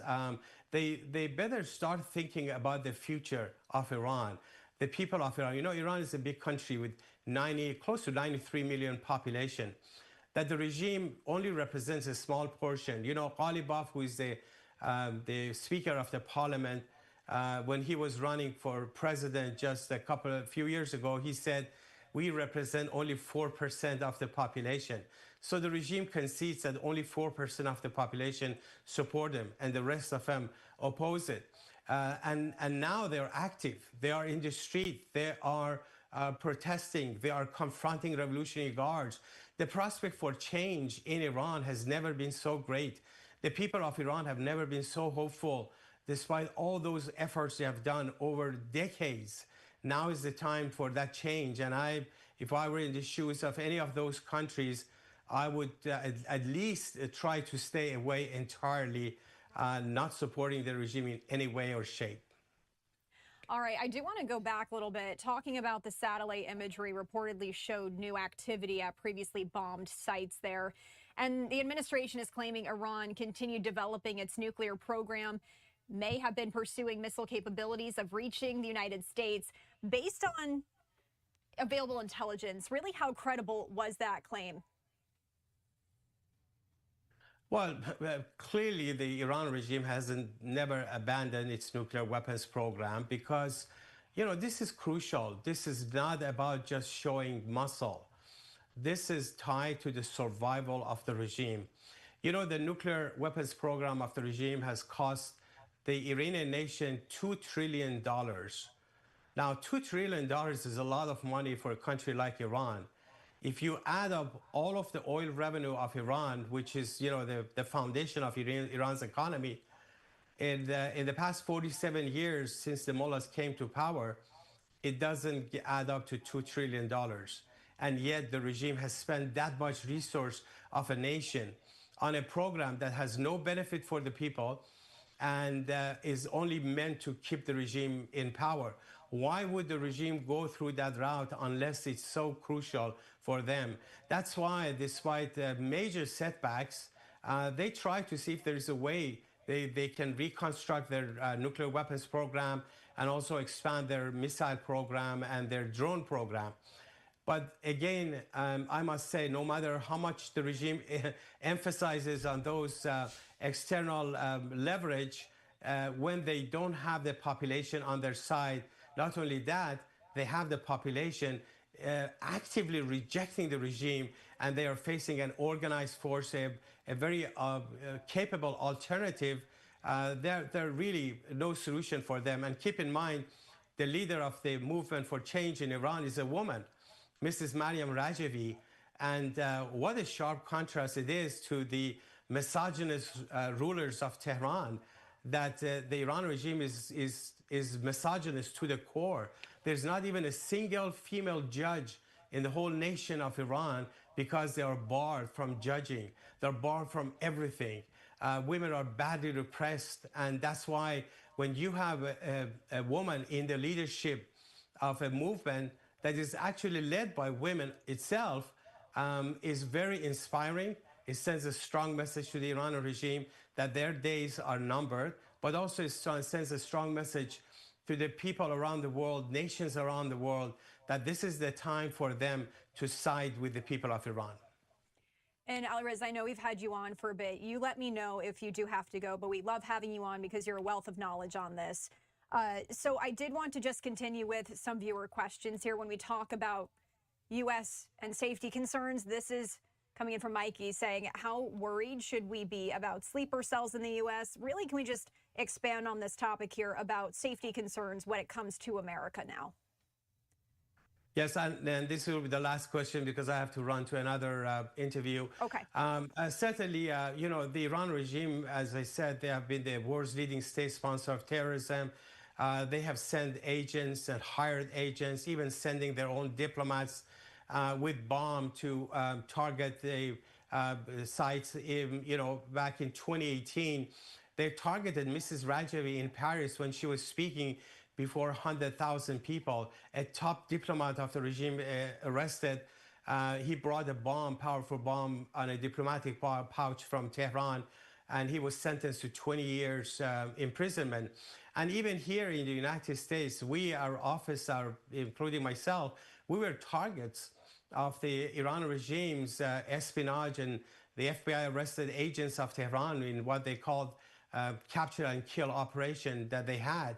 So unless, you know, we see an end to the rule of the clerics, I wouldn't feel comfortable that the Iran regime's terrorism has been abandoned either in the United States or anywhere else.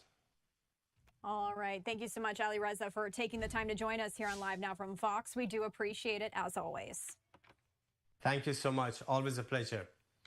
I wanted to share this breaking news that we actually touched on a little bit in this interview, but this is coming in here from Trey Yingst, as he's saying that Secretary of State Marco Rubio did lay out the situation and was consulted in an hour-long briefing. And overnight, Rubio made calls to members to give them a heads up ahead of time.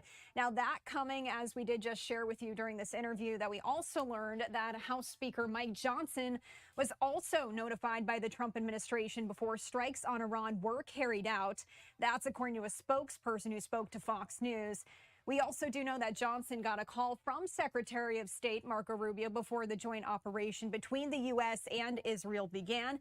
Now, it's customary for an administration to brief congressional leadership before any significant military actions, which it also did when the U.S. engaged in an operation to capture Venezuelan President Nicolas Maduro weeks earlier.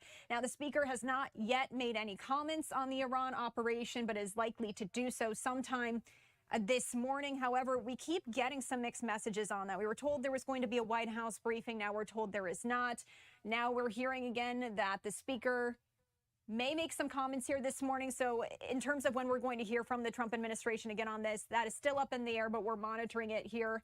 The only member of congressional leadership to have released a statement so far is House Majority Whip Tom Emmer, who praised this as a bold and decisive act of strength. Now, as you can see on your screen there, the White House had shared this post here overnight. This from President Donald Trump speaking on Operation Epic Fury as he released this video message. And we're going to play it here for you in a short amount of time in case you are just tuning in case you did miss it. But to recap for those who are just tuning in here to Live Now from Fox, I do want to just go back to the beginning, share with you what we know now. Of course, this is all rapidly developing here. And we are getting this information, and by the minute, really. I mean, we have these feeds, and I just want to show you a behind-the-scenes look here quickly. We do have several live feeds of we hear coming from the Associated Press and Fox News as we are getting this in real time. But for those who are just tuning in, I do want to go back to the beginning and share with you what we do know right now. The U.S. and Israel launched a major attack on Iran this morning, with President Trump calling on the Iranian public to seize control of your destiny and rise up against the Islamic leadership that has ruled the nation since 1979. Some of the first strikes appeared to hit areas around the offices of Iran's supreme leader, Khamenei, and Iranian media reported strikes nationwide as well. A bit earlier today, smoke could be seen rising from the capital. And I did want to share this quote here with you from President Trump before we share that video. He says, when we are finished, take over your government. It will be yours to take. This will be probably your only chance for generations. Take over Trump saying that in the video, announcing the major combat operations that are currently underway. And he goes on to say, for many years you have asked for America's help, but you never got it. Now, if you remember, President Trump had said weeks ago at this video, during those nationwide protests, that help was coming for the people of Iran. Now, Israeli Prime Minister Benjamin Netanyahu echoed this goal earlier today. He also released a statement to social media, a video not in English, but he says our joint operation will create the conditions for the brave Iranian people to take their fate into their own hands. The strikes opened a new chapter in U.S. intervention in Iran and marked the second time in 8 months that the Trump administration has used military force against the Islamic Republic.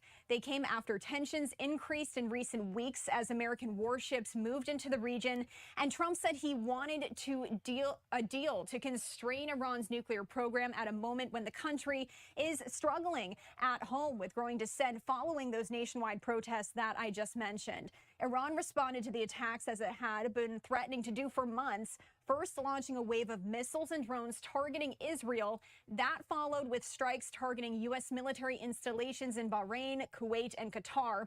Now, we also do know that shrapnel from an Iranian missile attack on the capital of the United Arab Emirates killed one person, and the UAE and Iraq shut down their airspace. And my producer, Markeem, as I'm reading this, she's just switching through here some of the social media posts on this here for you that we have been getting in overnight as well as this morning.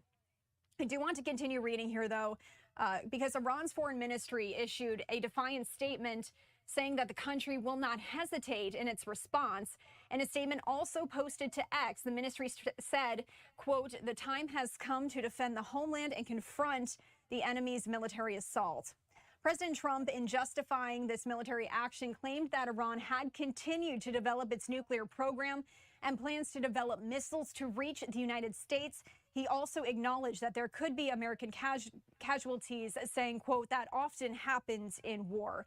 President Trump's statement indicated the U.S. was striking for reasons far beyond the nuclear program, listing grievances stretching back to the beginning of the Islamic Republic following a revolution in 1979 that turned Iran from one of America's closest allies in the Middle East into a foe.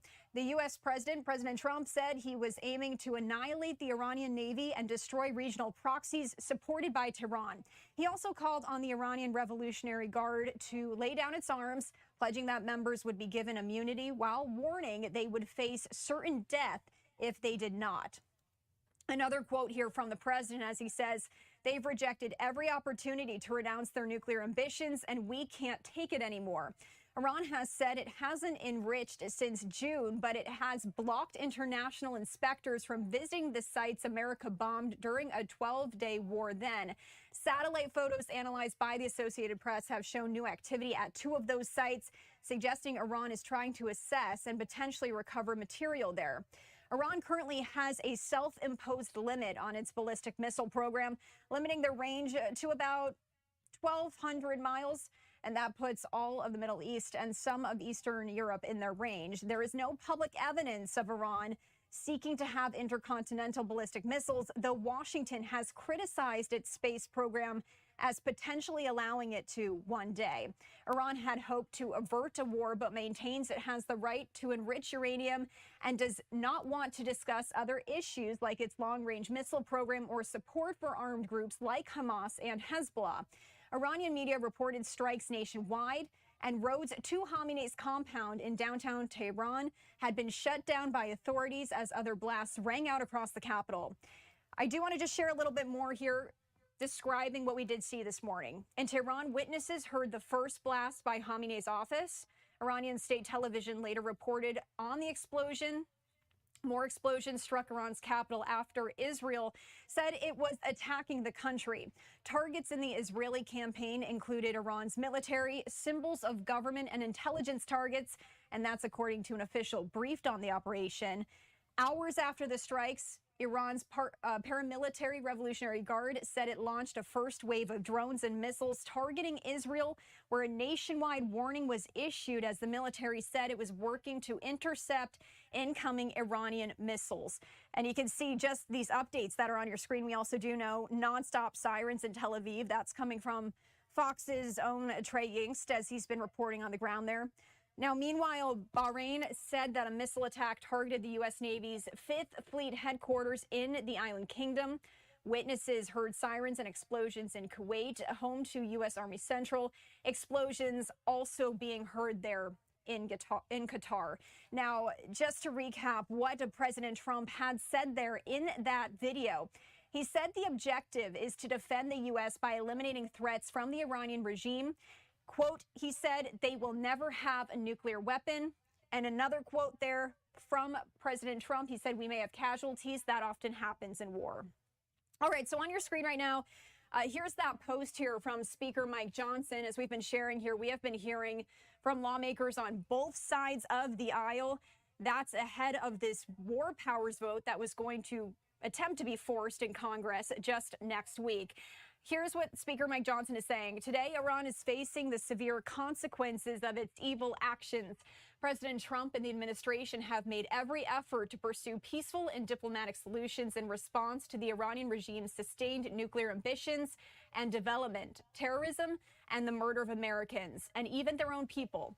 For decades, Iran has defiantly maintained its nuclear program while arming and funding Hamas, Hezbollah, and other internationally recognized terrorist organizations. Iran and its proxies have menaced America and American lives, undermined our core national interests, systemically destabilized the Middle East,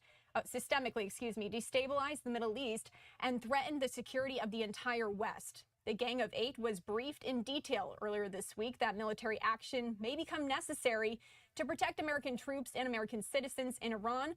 I received updates from Secretary Rubio thereafter, and I will remain in close contact with the President and the Department of War as this operation proceeds. We pray for the safety of our brave service members and our allies involved in Operation Epic Fury. May God bless them, and may God bless America. Once again, that is just one of the posts we've been getting here.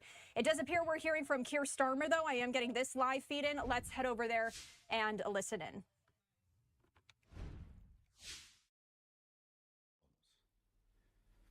The United Kingdom played no role in these strikes, but we have long been clear the regime in Iran is utterly abhorrent.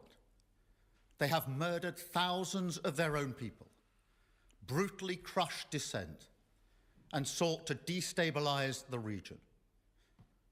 Even in the United Kingdom, the Iranian regime poses a direct threat to dissidents and to the Jewish community. Over the last year alone, they have backed more than 20 potentially lethal attacks on UK soil. So it is clear they must never be allowed to develop a nuclear weapon. That remains the primary aim of the United Kingdom and our allies, including the US. I condemn Iran's attacks today on partners across the region, many of which are not parties to this conflict. We extend our support and solidarity to them as part of our commitments to the security of our allies in the Middle East. We have a range of defensive capabilities in the region, which we've recently strengthened. Our forces are active, and British planes are in the sky today as part of coordinated regional defensive operations to protect our people, our interests, and our allies, as Britain has done before, in line with international law. We've stepped up protections for British bases and personnel to their highest level. We are also reaching out to UK nationals in the region and doing everything we can to support them. I've been speaking with leaders today from the E3 and across the region. It is vital that we prevent further escalation and return to a diplomatic process. We want to see peace and security and the protection of civilian life. Iran can end this now. They should refrain from further strikes, give up their weapons programs, and cease the appalling violence and repression against the Iranian people, who deserve the right to determine their own future in line with our long-standing position. This is the route to de-escalation and back to the negotiating table. Thank you.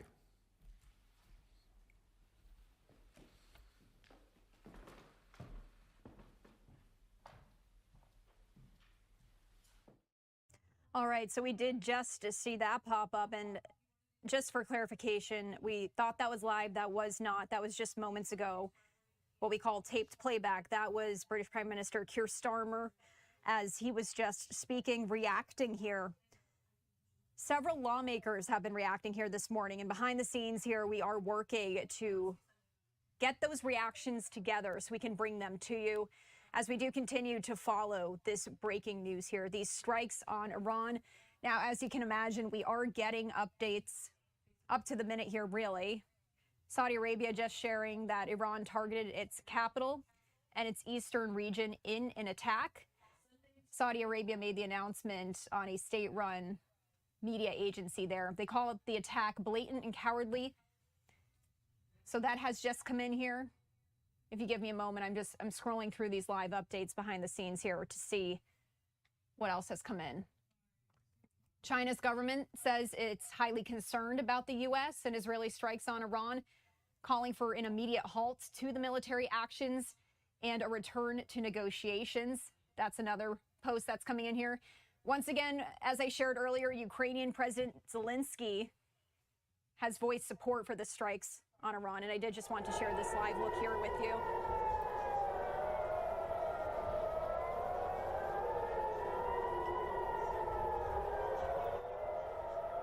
All right, so it does appear more sirens going off there. We do know they've been going off all morning there in Israel.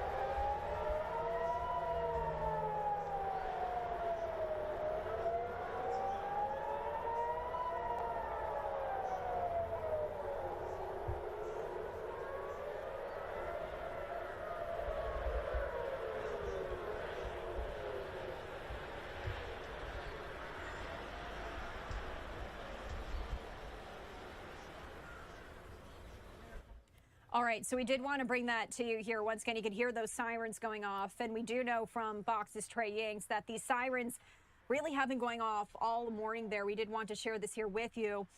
We shared this live look maybe about 20 minutes or so ago at this point as Israel was working to intercept Iranian missiles.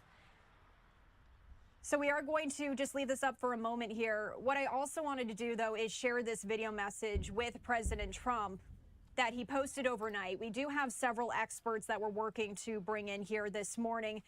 So let's head back out to that video message there from President Trump. In case you missed it, the president posted overnight to social media, just about 8 minutes in length, speaking on the strikes.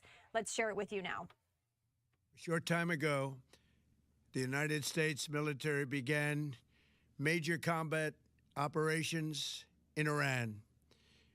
Our objective is to defend the American people by eliminating imminent threats from the Iranian regime, a vicious group of very hard, terrible people. Its menacing activities directly endanger the United States, our troops, our bases overseas, and our allies throughout the world. For 47 years, the Iranian regime has chanted death to America and waged an unending campaign of bloodshed and mass murder, targeting the United States, our troops, and the innocent people in many, many countries. Among the regime's very first acts was to back a violent takeover of the U.S. Embassy in Tehran, holding dozens of American hostages for 444 days. In 1983, Iran's proxies carried out the Marine barracks bombing in Beirut that killed 241 American military personnel. In 2000, they knew and were probably involved with the attack on the USS Cole. Many died. Iranian forces killed and maimed hundreds of American service members in Iraq. The regime's proxies have continued to launch countless attacks against American forces stationed in the Middle East in recent years, as well as U.S. naval and commercial vessels in international shipping lanes. It's been mass terror, and we're not going to put up with it any longer. From Lebanon to Yemen and Syria to Iraq, the regime has armed, trained, and funded terrorist militias that have soaked the earth with blood and guts. And it was Iran's proxy, Hamas, that launched the monstrous October 7th attacks on Israel, slaughtering more than 1,000 innocent people, including 46 Americans, while taking 12 of our citizens hostage. It was brutal, something like the world has never seen before. Iran is the world's #1 state sponsor of terror and just recently killed tens of thousands of its own citizens on the street as they protested. It has always been the policy of the United States, in particular, my administration, that this terrorist regime can never have a nuclear weapon. I'll say it again. They can never have a nuclear weapon. That is why in Operation Midnight Hammer last June, we obliterated the regime's nuclear program at Fordow, Natanz, and Isfahan. After that attack, we warned them never to resume their malicious pursuit of nuclear weapons, and we sought repeatedly to make a deal. We tried. They wanted to do it. They didn't want to do it. Again, they wanted to do it. They didn't want to do it. They didn't know what was happening. They just wanted to practice evil. But Iran refused, just as it has for decades and decades. They've rejected every opportunity to renounce their nuclear ambitions, and we can't take it anymore. Instead, they attempted to rebuild their nuclear program and to continue developing long-range missiles that can now threaten our very good friends and allies in Europe, our troops stationed overseas, and could soon reach the American homeland. Just imagine how emboldened this regime would be if they ever had and actually were armed with nuclear weapons as a means to deliver their message. For these reasons, the United States military is undertaking a massive and ongoing operation to prevent this very wicked, radical dictatorship from threatening America and our core national security interests. We are going to destroy their missiles and raise their missile industry to the ground. It will be totally, again, obliterated. We're going to annihilate their Navy. We're going to ensure that the region's terrorist proxies can no longer destabilize the region or the world and attack our forces and no longer use their IEDs or roadside bombs, as they are sometimes called, to so gravely wound and kill thousands and thousands of people, including many Americans. And we will ensure that Iran does not obtain a nuclear weapon. It's a very simple message. They will never have a nuclear weapon. This regime will soon learn that no one should challenge the strength and might of the United States Armed Forces. I built and rebuilt our military in my first administration, and there is no military on earth even close to its power, strength, or sophistication. My administration has taken every possible step to minimize the risk to U.S. personnel in the region. Even so, and I do not make this statement lightly, the Iranian regime seeks to kill. The lives of courageous American heroes may be lost, and we may have casualties. That often happens in war.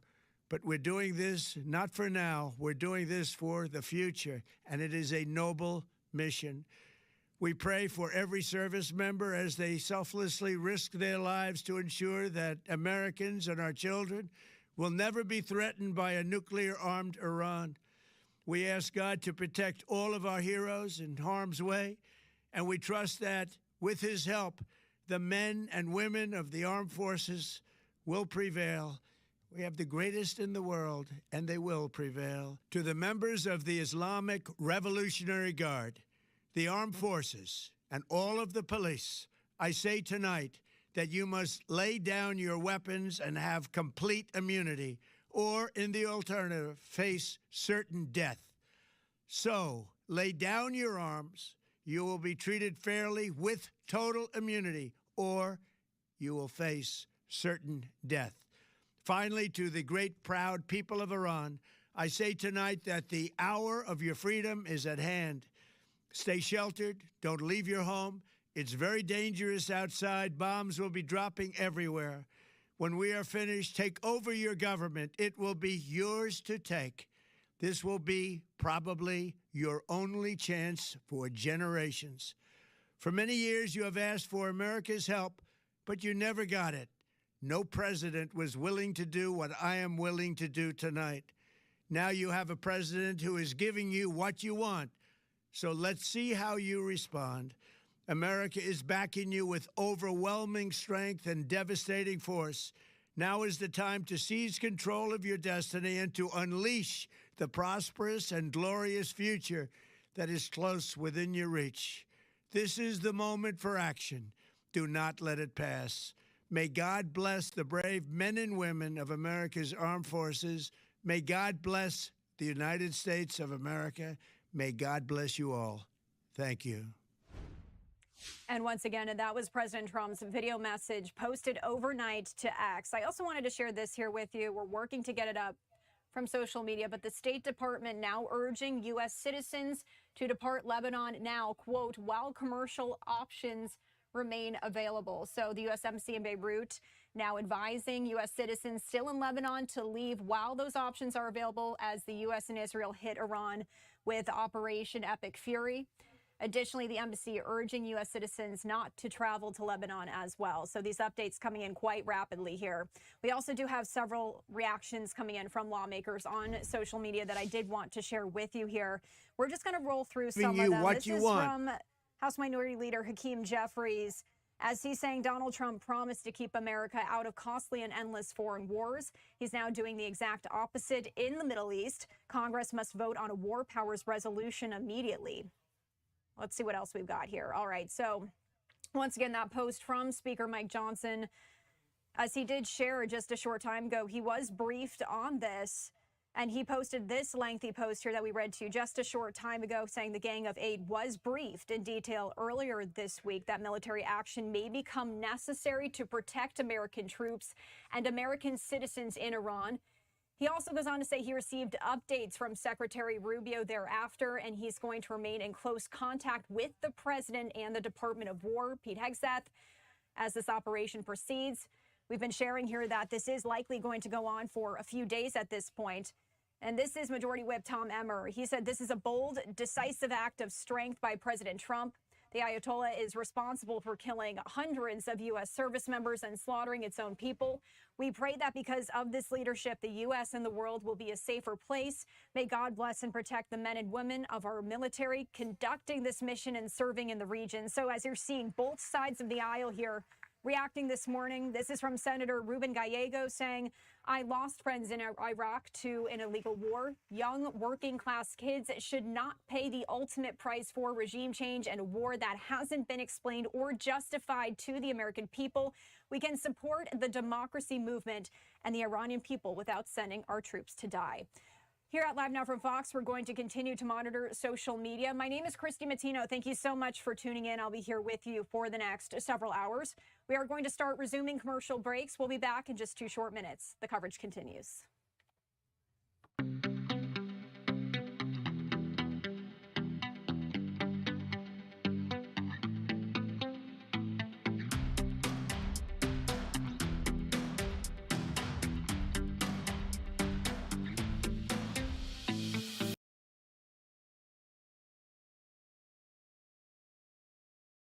And UAE, Jordan was hit, Saudi Arabia, and they were also firing at U.S. bases in Saudi. And then AP reported that Iran's first launched the drones towards Israel, then struck U.S. installations in Bahrain, Kuwait, Qatar, and other locations. Bahrain has confirmed they struck on U.S.'s 5th Fleet Service Center. Rob, if you have that clip of hitting the 5th Fleet, you actually see the clip. There's a couple guys that are driving by the 5th Fleet, and you see them. They're looking at the video recording, and boom, the 5th Fleet gets hit. This is it. Is this the one? I think this is the one. Yeah, this is one of the clips that got hit right there. So, I mean, this is tragic, but it's a full-on war, and a lot of countries are now involved. But I'll continue. Iran state media reported that at least on one instance, again, remember, this is Iran saying this, 40 killed, 45 wounded in a strike on a girls' school in Mina. 1 person killed in Abu Dhabi. Russia called the strike an unprovoked. So remember, Russia's defending their side. France, UK, and Germany said they were not involved in the strike, but condemned Iran's retaliatory attacks, and they urged them to come to the table to negotiate. And in areas that have been targeted, according to the chief national security correspondent at Fox News, Jennifer Griffin, Iranian Parliament, National Supreme Council, Ministry of Intelligence, Iranian's Atomic Energy Agency, cyber attacks have taken place on news agencies. The internet is out in Iran. Tough for civilians to be able to communicate and see what's going on around the world, as well as, you know, what updates are taking place. They don't know what the news is saying about them. Defense minister targeted allegedly. Head of the judiciary targeted allegedly, and that's very important because that was the one that was, you know, putting a lot of many death sentences on protesters. So he's a very, very vicious guy. He's like an Alexandre de Moraes, except worse, of Brazil in Iran. And then they've obviously, you know, targeting Ali Khamenei. Of course, we'll be looking at things as we're going through this. But let me give you an idea from me. I'm getting messaged by a lot of people. Hey, media, hey, can you come on? Can we come? Also, a lot of different friends, family from around the world that are messaging. What do you think? How do you feel? What are your thoughts? This is what I can tell you. The video that resonates with me the most was seeing videos of Iranians dancing in Iran. And I don't know if you've seen this, so think about it. Everybody that says anything, it's opinions. But people that are in there in Iran, it's a different story. They hate this regime. 80+% of Iranians hate this regime. They want it to be gone. They want to be free. They want to enjoy themselves just like you that's watching this. Think about the basic freedoms you have right now that's watching this show. You have an opinion. You want to say certain things. You want to be free. You want to go out. You want to enjoy yourself. You don't have those luxuries in Iran. Watch this clip of people in Iran celebrating dancing. And by the way, these videos are coming from all over the place in Iran. Go ahead, Rob.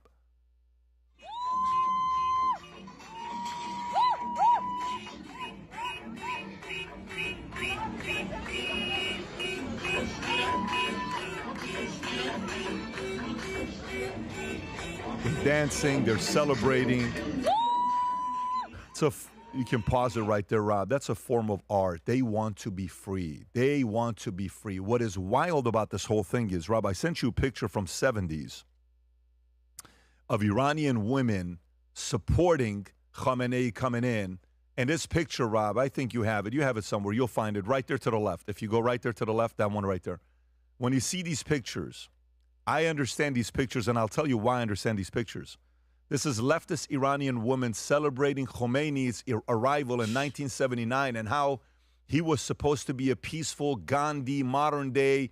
Everything was going to be great. And then he later killed 30,000 leftists. He executed them. By the way, I say this, and the reason why this is very close to me is because my mother was one of them that was outside protesting. My mom and my dad were married.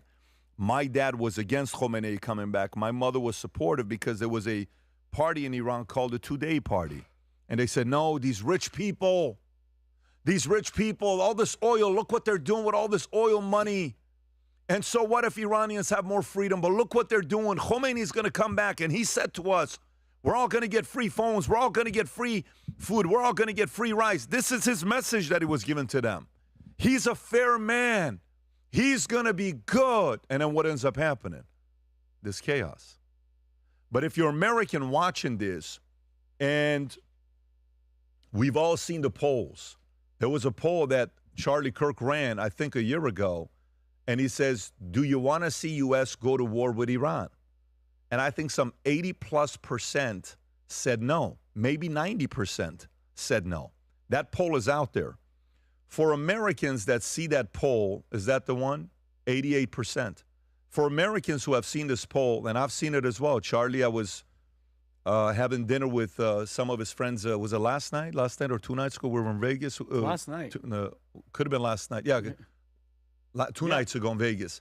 And we're having conversations and stories. If you're somebody that's watched this and you've seen this poll and you're saying, but Pat, Americans don't want to go to war with Iran. I get it. I understand. I fully understand. You don't want to see something like this taking place. I fully get it. So to me, as somebody who has lived there, knows the atrocities they bring to everybody, and knows how much the current regime of Iran hates you having freedom, hates everything America stands for, hates everything the Western ideology stands for. They don't like what we stand for and how we live. They hate it. But for Americans that are saying, Pat, but we don't want to go to war, I get that as well. It's not an easy thing. It's going to be nasty. It's going to be ugly. And God willing, it's not going to be something that's prolonged. For all the people that are criticizing, saying, what if this thing drags out? Fair criticism. I'm hopeful it goes a few weeks. God willing, less as soon as possible to get it done. If it's hours, great.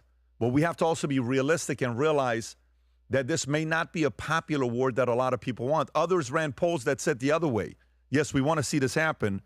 But I lived in Iran as a kid, and I remember the fears, the alarm, the regime, the attacks, and what it was like as a kid going outside. You weren't free. And the first time I got a taste of freedom was when we went to Germany. I said, wait a minute, this actually exists. And then we went to the States. This actually exists. It does. So I understand Americans being concerned about this because you're thinking from heart. You have a heart. And you're sitting there saying, I don't want to see this. I don't want to see another Afghanistan. I don't want to see something like this taking place. But this is why having a big job like the job the president has is not for everybody. You have to make some tough decisions. And those decisions means you may have a lot of people that are not supporting you. Keep in mind, he just had the State of the Union speech when? Tuesday night. 3 days later, 4 days later, they're attacking. And they're going after to make a decision here.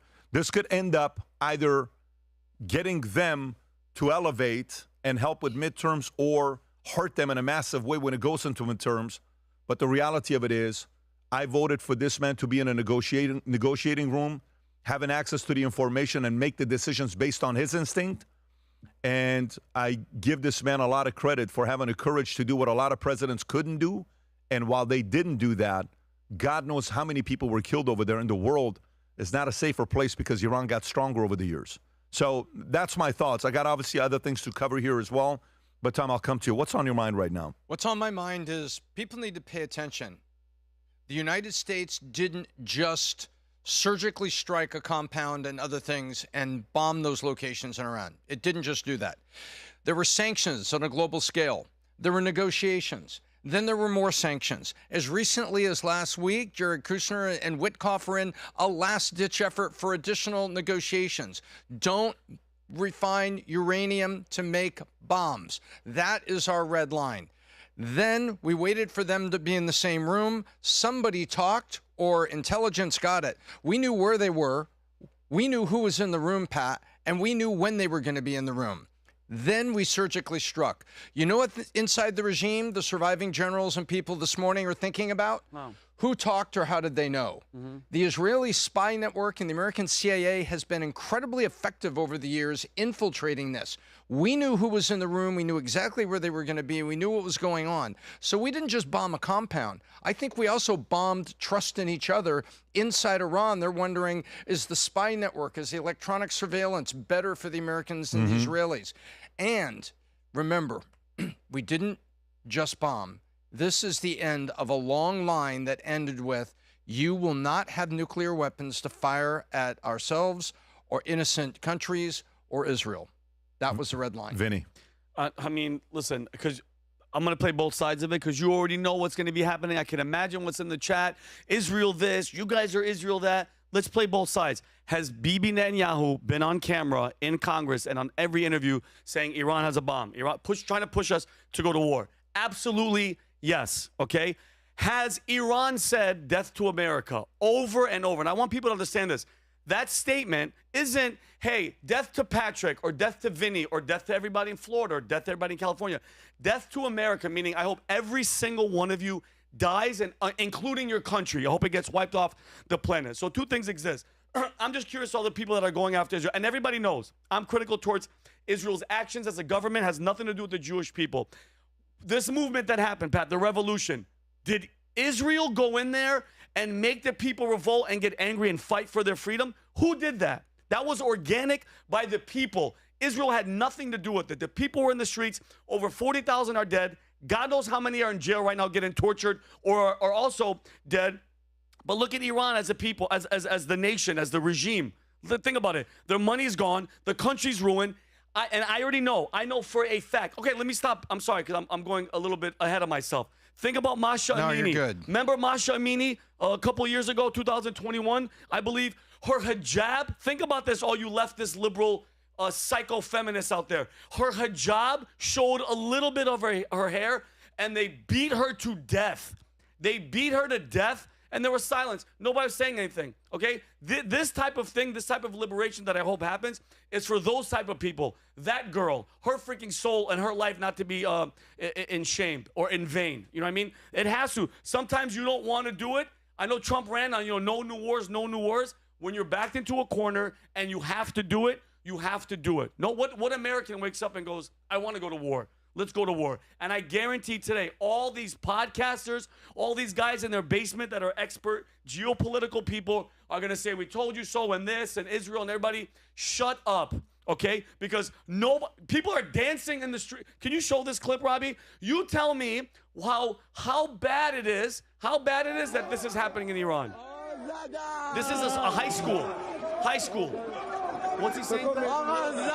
Zadan, they hit him. And look at the smoke in the background. Yeah. These people aren't running for cover. They're dancing. Yeah. We told them that we would back them up. Trump said, I will back you up. 30 to 40,000 of them No, ran listen out to in what the he said, streets. Tom. Listen to what he said, Tom. You can't hear what he said. just play that Go one back part, 5 Robbie. seconds. No, just go back 5 seconds. You're right there, talking. Listen to this kid, this black shirt kid. I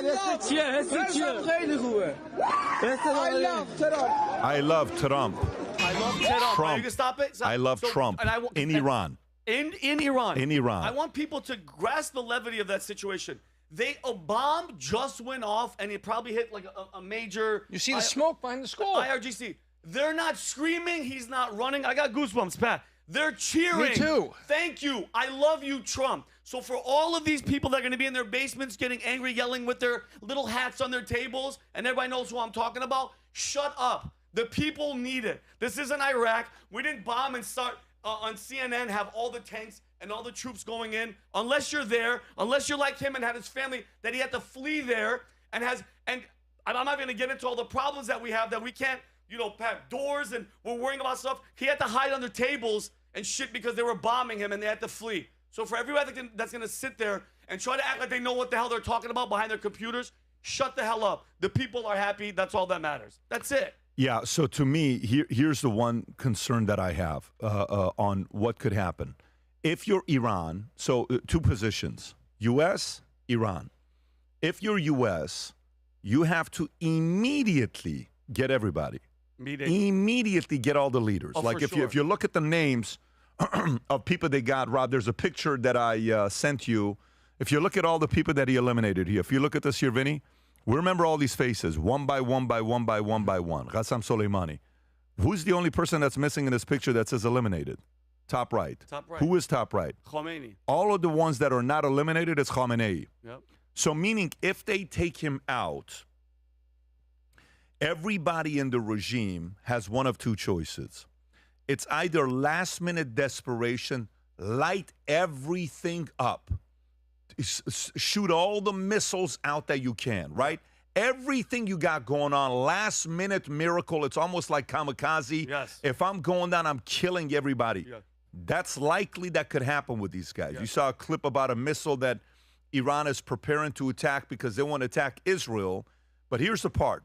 We heard about two ships, right? Two vessels that went out there. One of them was what? One of them was Abraham Lincoln. And the other one is Ford, right? Gerald Ford. Okay, so Ford and Lincoln went to two different places. Ford went to Israel. Tom, you made a very good point this morning, if you don't mind sharing with the audience. The USS Gerald Ford is an Aegis class, the largest aircraft carrier, and it has a tremendous, think of Iron Dome on a ship. It's got tremendous intercept capabilities, tremendous, and it is parked off the coast of Israel. It is docked there. The USS Abraham Lincoln was poised in strike force range off the coast of Iran. So when you look at those two things, wait, what are they doing there? Why isn't the Gerald Ford side by side with Abraham Lincoln?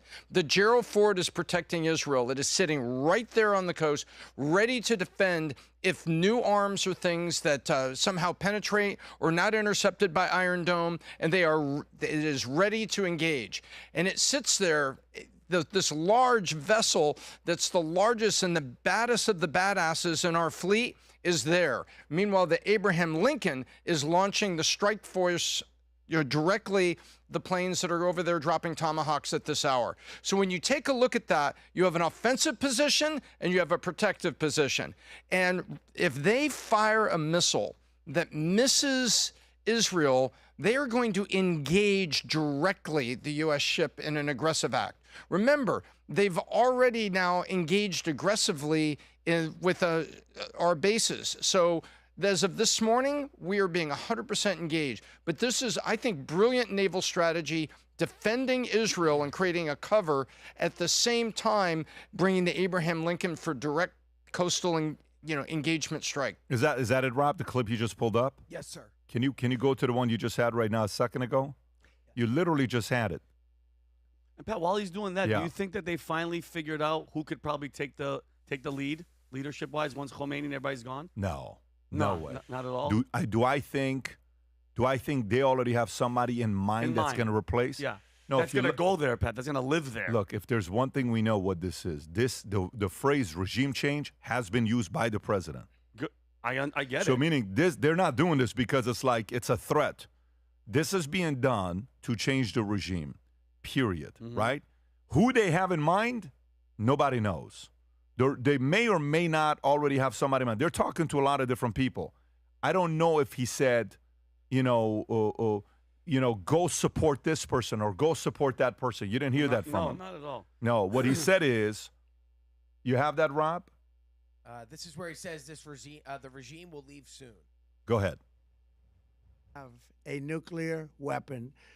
This regime will soon learn that no one should challenge the strength and might of the United States Armed Forces. I built and rebuilt our military in my first administration, and there is no military on earth even close to its power, strength, or sophistication. My administration has taken every possible step to minimize the risk to U.S. personnel in the region. Even so, and I do not make this statement lightly, the Iranian regime seeks to kill. The lives of courageous American heroes may be lost, and we may have casualties. See what he says right there? That often happens in war. He's but not we're doing this not for sugarcoating now. anything. We're doing this for the future. powerful, Pat. And it is a we might noble lose people. mission. We pray for every service member as they selflessly risk their lives to ensure that Americans and our children will never be threatened by a nuclear-armed Iran. We ask God to protect all of our heroes in harm's way, and we trust that with his help, the men and women of the armed forces will prevail. We have the greatest in the world, and they will prevail. You can stop To it the right there. Go members ahead, of- Vinny. Can I say something, Pat? Yeah. Like I saw Dave Smith today. He called the president a traitor. A traitor. I'm very curious. I want to In get a tweet. In a tweet. I want to know your honest opinions. If we just let Iran go and do their things, because these are the like, okay, traitor. I'm very It's curious. retweeting a Remember that I tweet from Trump from 2013. Yep. Remember that I predicted a long time ago that Obama will attack Iran because of its inability to negotiate properly. Okay. Not skilled. And did he put in there that did Obama give the Iranian regime pallets and pallets of cash and help them build their nuclear freaking arsenal? Like let's just take a second. I'm just very curious. Are we supposed to just sit back, let a nation that says death to America build their nukes and do whatever they want, and then what? Are we supposed to just sit there and be like, listen, we're anti-war, but you guys build your nukes and go for it? What are they going to do with? I don't understand the mindset of let somebody. It's not as if they're hiding. They're not saying, hey, you guys are okay. We like America. We're okay. We kind of disagree. No. Death to all of you and your country, and we're supposed to let them do it? This type of attitude, I'm not a fan of it. I'm not a fan of it. What are we supposed to do? I'm very curious to the Dave Smiths out there. What are we supposed to do? Just sit back and let them get to the point where they can't attack us? And then what? And then the other tweet's going to be like, we should have done something sooner. There's no winning. There's no winning. Tom. It drives me crazy, Tom. So it's disappointing. I mean, I see what Dave is doing here. He's bringing up an old tweet, and then he's coming back. Oh, so you're against the street trader. But this is not a time, for that. If you want to say, I disagree with this, he's a warmonger, I disagree with this is illegal, then you can join Ro Khanna, and you can join Thomas Massie with that opinion. But to say traitor is a high order. That's like the N-word for your leader. You're basically using the N-word on your leader. Traitor is against your own sovereign country. And Dave, I just don't think that's the right word. I think that's wrong. You're a thoughtful guy, but I completely disagree with this. I think you need to roll that back.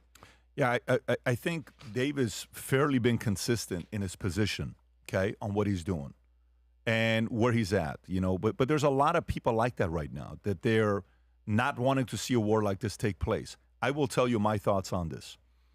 If you vote for a president, okay, and you want a refund on your vote, you voted for president, it's popular to do that. It's a very popular thing to vote for somebody and then be like, well, you know what, I can't believe he didn't do this, he didn't do that, he didn't do this, he didn't do that. Okay.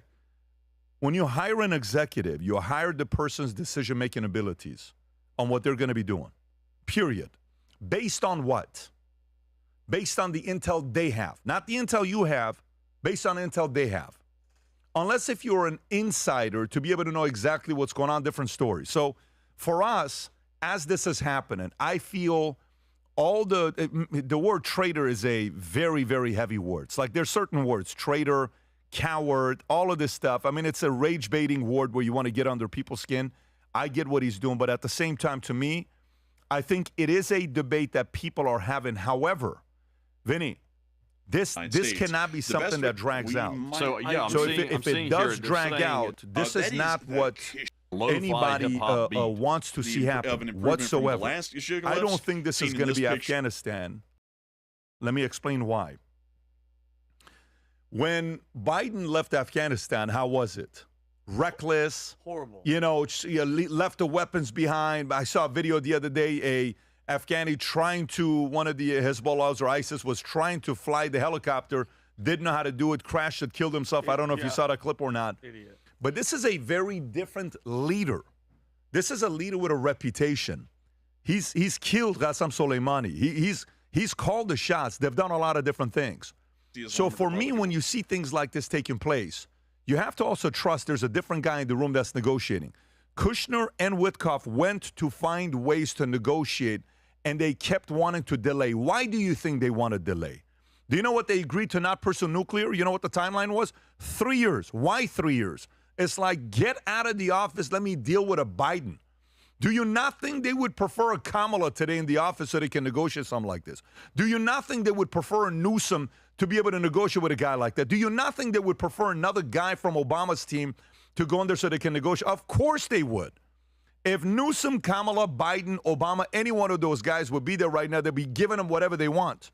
They would be negotiating more in favors of Iran. But I actually like what they're doing, and I like the positioning. Let me tell you, Vinny. Do you remember a guy asked me a question the other day? What is the most nervous you've ever seen the president? And I don't know if I would use the word nervous, but he's using the word nervous.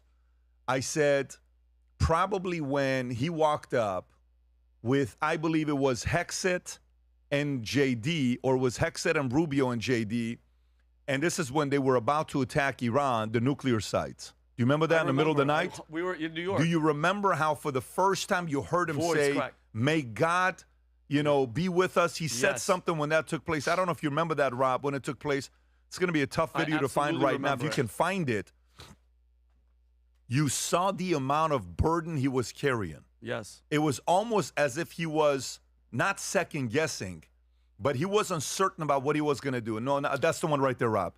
That's the one right there. If you can go to the last 30 seconds of the speech, good work, Rob, for finding this. If you can go right there, just play it from right there. Could have done what we did tonight, not even close. There has never been a military that could do what took place just a little while ago. Tomorrow, General Kane, Secretary of Defense, Pete Hegseth will have a press conference at 8 a.m. at the Pentagon.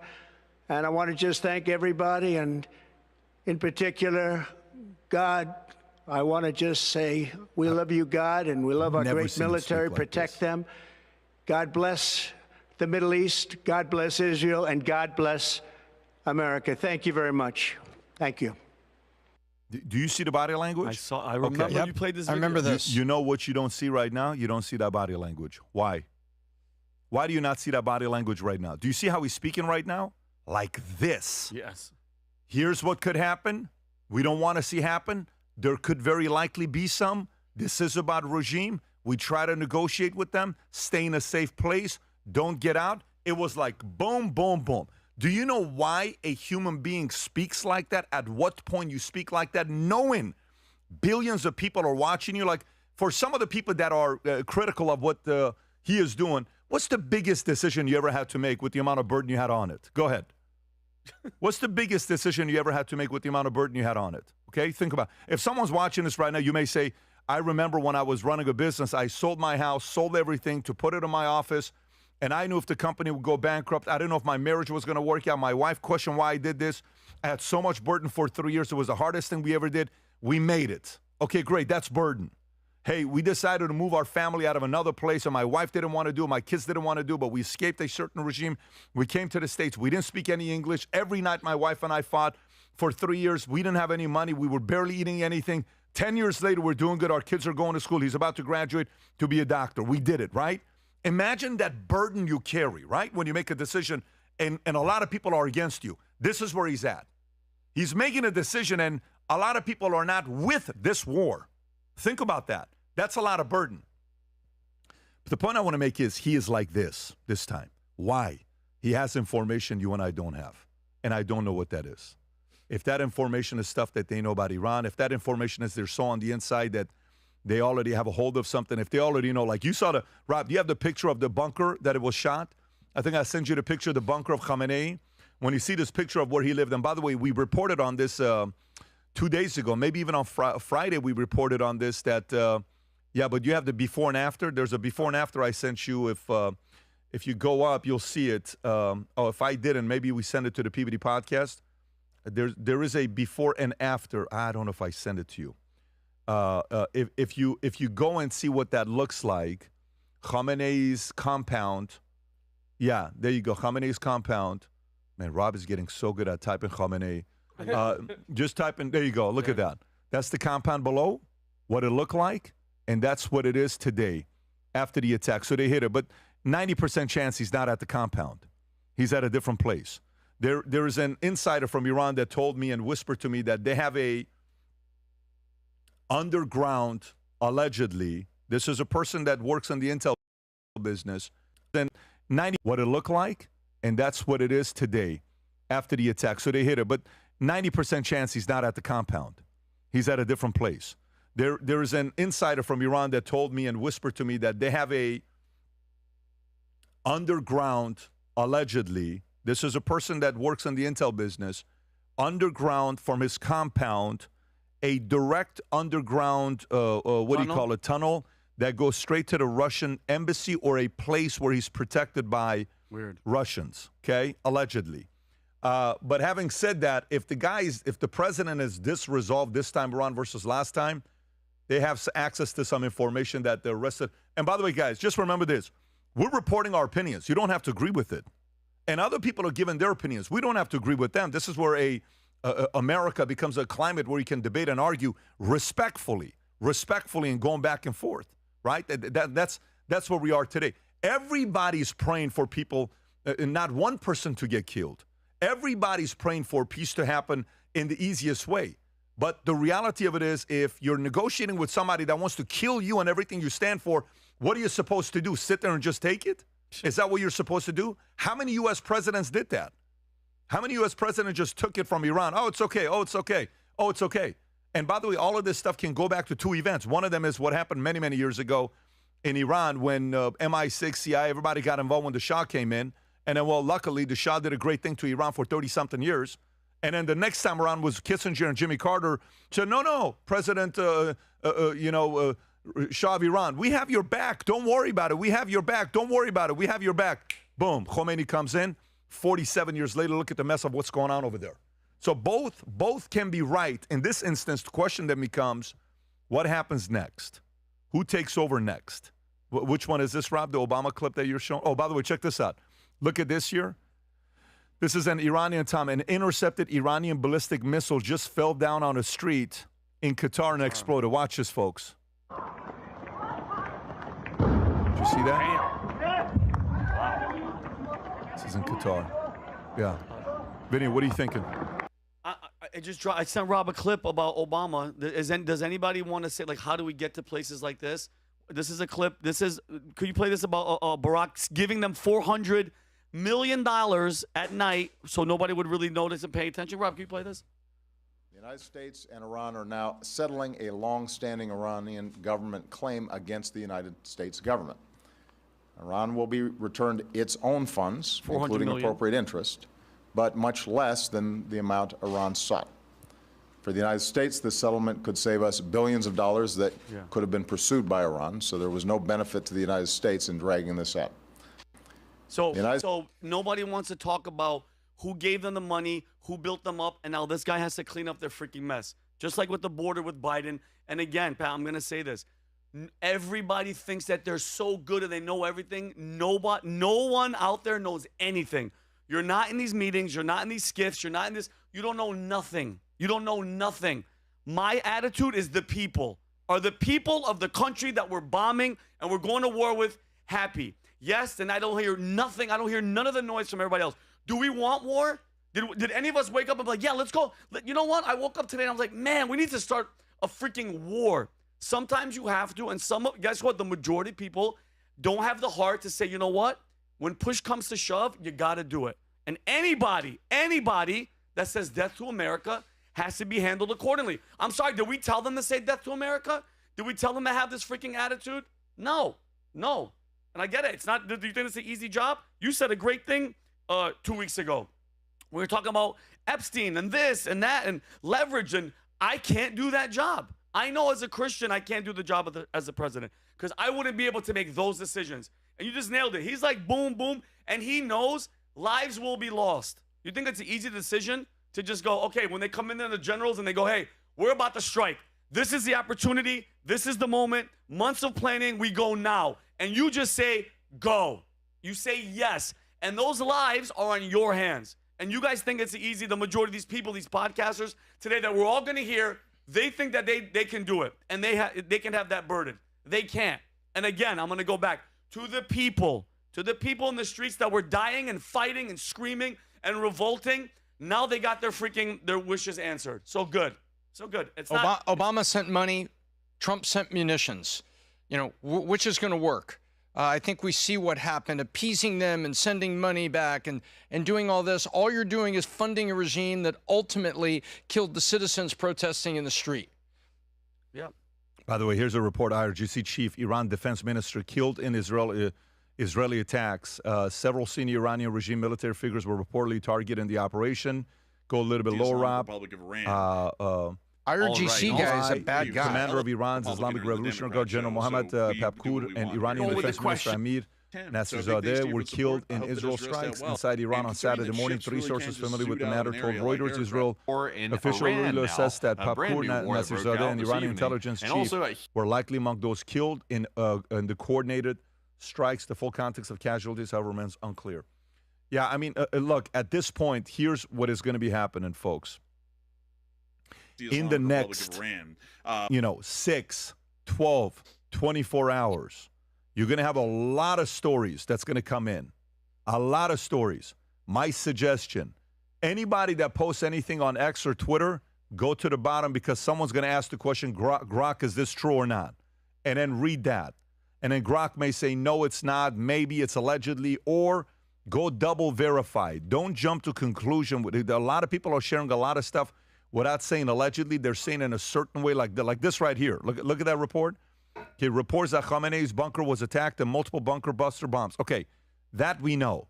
But eliminate it, we don't know. So go to Grok on the bottom, Rob, to see, Grok, is this news legit? Yeah, go back right there. Reports of target strikes compound in Tehran are confirmed, New York Times. Outlets, Khamenei was reportedly evacuated to a secure location beforehand. Specific claims of multiple bunker buster bombs on his personal bunker are unverified social media reports, not yet backed by major outlets, developing stories. But this is going to go very fast, and it's going to be non-stop stories of things happening. I am praying for this thing to be done as soon as possible without it being a lengthy situation. If they get Khamenei, if they do, that's the top. That's the head of the snake. If they get Khamenei, everybody around is going to react in one of two ways. Either Iranians, I remember, I'm in Iran. I'll tell you a story. I'm in 5th grade in Iran. I'm going to a school called Gulbenkian, okay? And all of a sudden, Rob, can you type, what time did Khomeini die in Iran? What time, you have to, Khomeini is spelled Khomeini, not Khamenei. What time did Khomeini die in Iran time? What time did Khomeini die in Iran time? What does it say? 22 IRST. When they announced it, I don't know what the exact time is. When they announced that Khomeini is dead, and I was in school, when they announced, I don't know what the exact time was, but when they reported he's in a hospital, he's about to die, I'm in Iran, streets flooded, everybody's trying to get home. Everybody is trying to get home. My mom and dad are trying to find me. Streets are so busy. We don't know what to do. I'm with a teacher. Everyone's parents are coming. My parents are trying to find me. They're panicking. And then we eventually get home. The rioting, the protesting in streets were chaotic on how scary it was. My mother told my dad, we're no longer waiting here, hoping Iran's going to change for the good. We're going to get out. 6 weeks later, we escaped. I don't know what day he died. June 2nd or 3rd of 89 is when Khomeini died. June 2nd or 3rd, June 3rd of 89. July 15th, 6 weeks later, we're in Germany. We escaped. We went on a plane. We're like, oh, we're just going to go on vacation. We didn't go on vacation. We flew out. And on the plane, we were on a Lufthansa flight. Once the flight attendant said the magical words, you know what the magical words were? You can officially order liquor. Everybody on the plane was celebrating because it means we're safe. We've officially crossed the border. We're safe. And then we landed in Germany.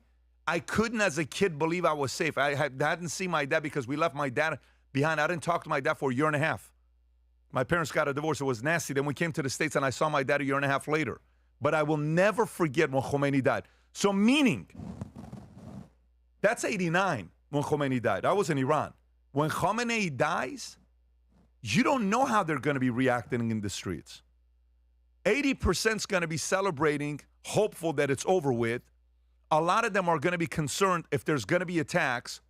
But the direct reports to Khamenei are going to be, if our supreme leader, Khomeini died. He didn't get killed. He died. If Khamenei is killed, It's a very different reaction. And from there, like I said, if they decide to do anything desperate, I'm glad you're talking about the Gerald Ford is right over Israel, waiting for an attack to possibly take place from Iran. Anything is possible. And I'm obviously convinced that the Pete Hegseth and his team and the president sat there, and this is what you would do with planning. If we do this, how can they react? They could react this way. If they do that, what are we doing? We got it covered. We're going to do this. If they do this, what are we doing? Well, that's the better option if they do, because if they do that, we're covered from this angle. We have an insider.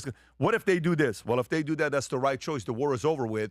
We come in, Iranians are free, and then now go choose a new president. Now go choose a new leader in Iran so you guys can be free again. So there's a lot of stuff that's going on. Rob, what is Starmer saying here?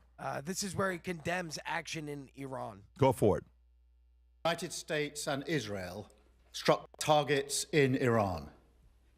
Iran has since launched indiscriminate strikes across the region. I know the British people and communities across our country will be deeply concerned about what this means for security and stability and for the fate of innocent people across the region. So he's what? He's against Iran, Rob, is what he's doing. Okay. Well, I'm not surprised. Right now, they better be for whatever America's for, 1,000%. okay? Because you need Canada America's is aligned. backing. You know, say something bad about America while you know they're protecting you, they're funding you, they're defending you, and NATO can't protect themselves without the help of Iran. Is that an explosion in Dubai? Yeah, I'm checking it right now just to make sure. NBC News reporting that this luxury hotel in Dubai was hit. NBC is? Yes, NBC is also saying that Foreign Minister Abbas Araghchi has said that Khomeini was safe and in a separate location.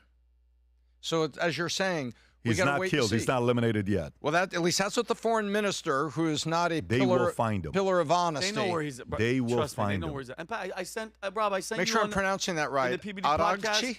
just for all the people. No one's going to messaged judge you Rob. for not getting it right, but go ahead.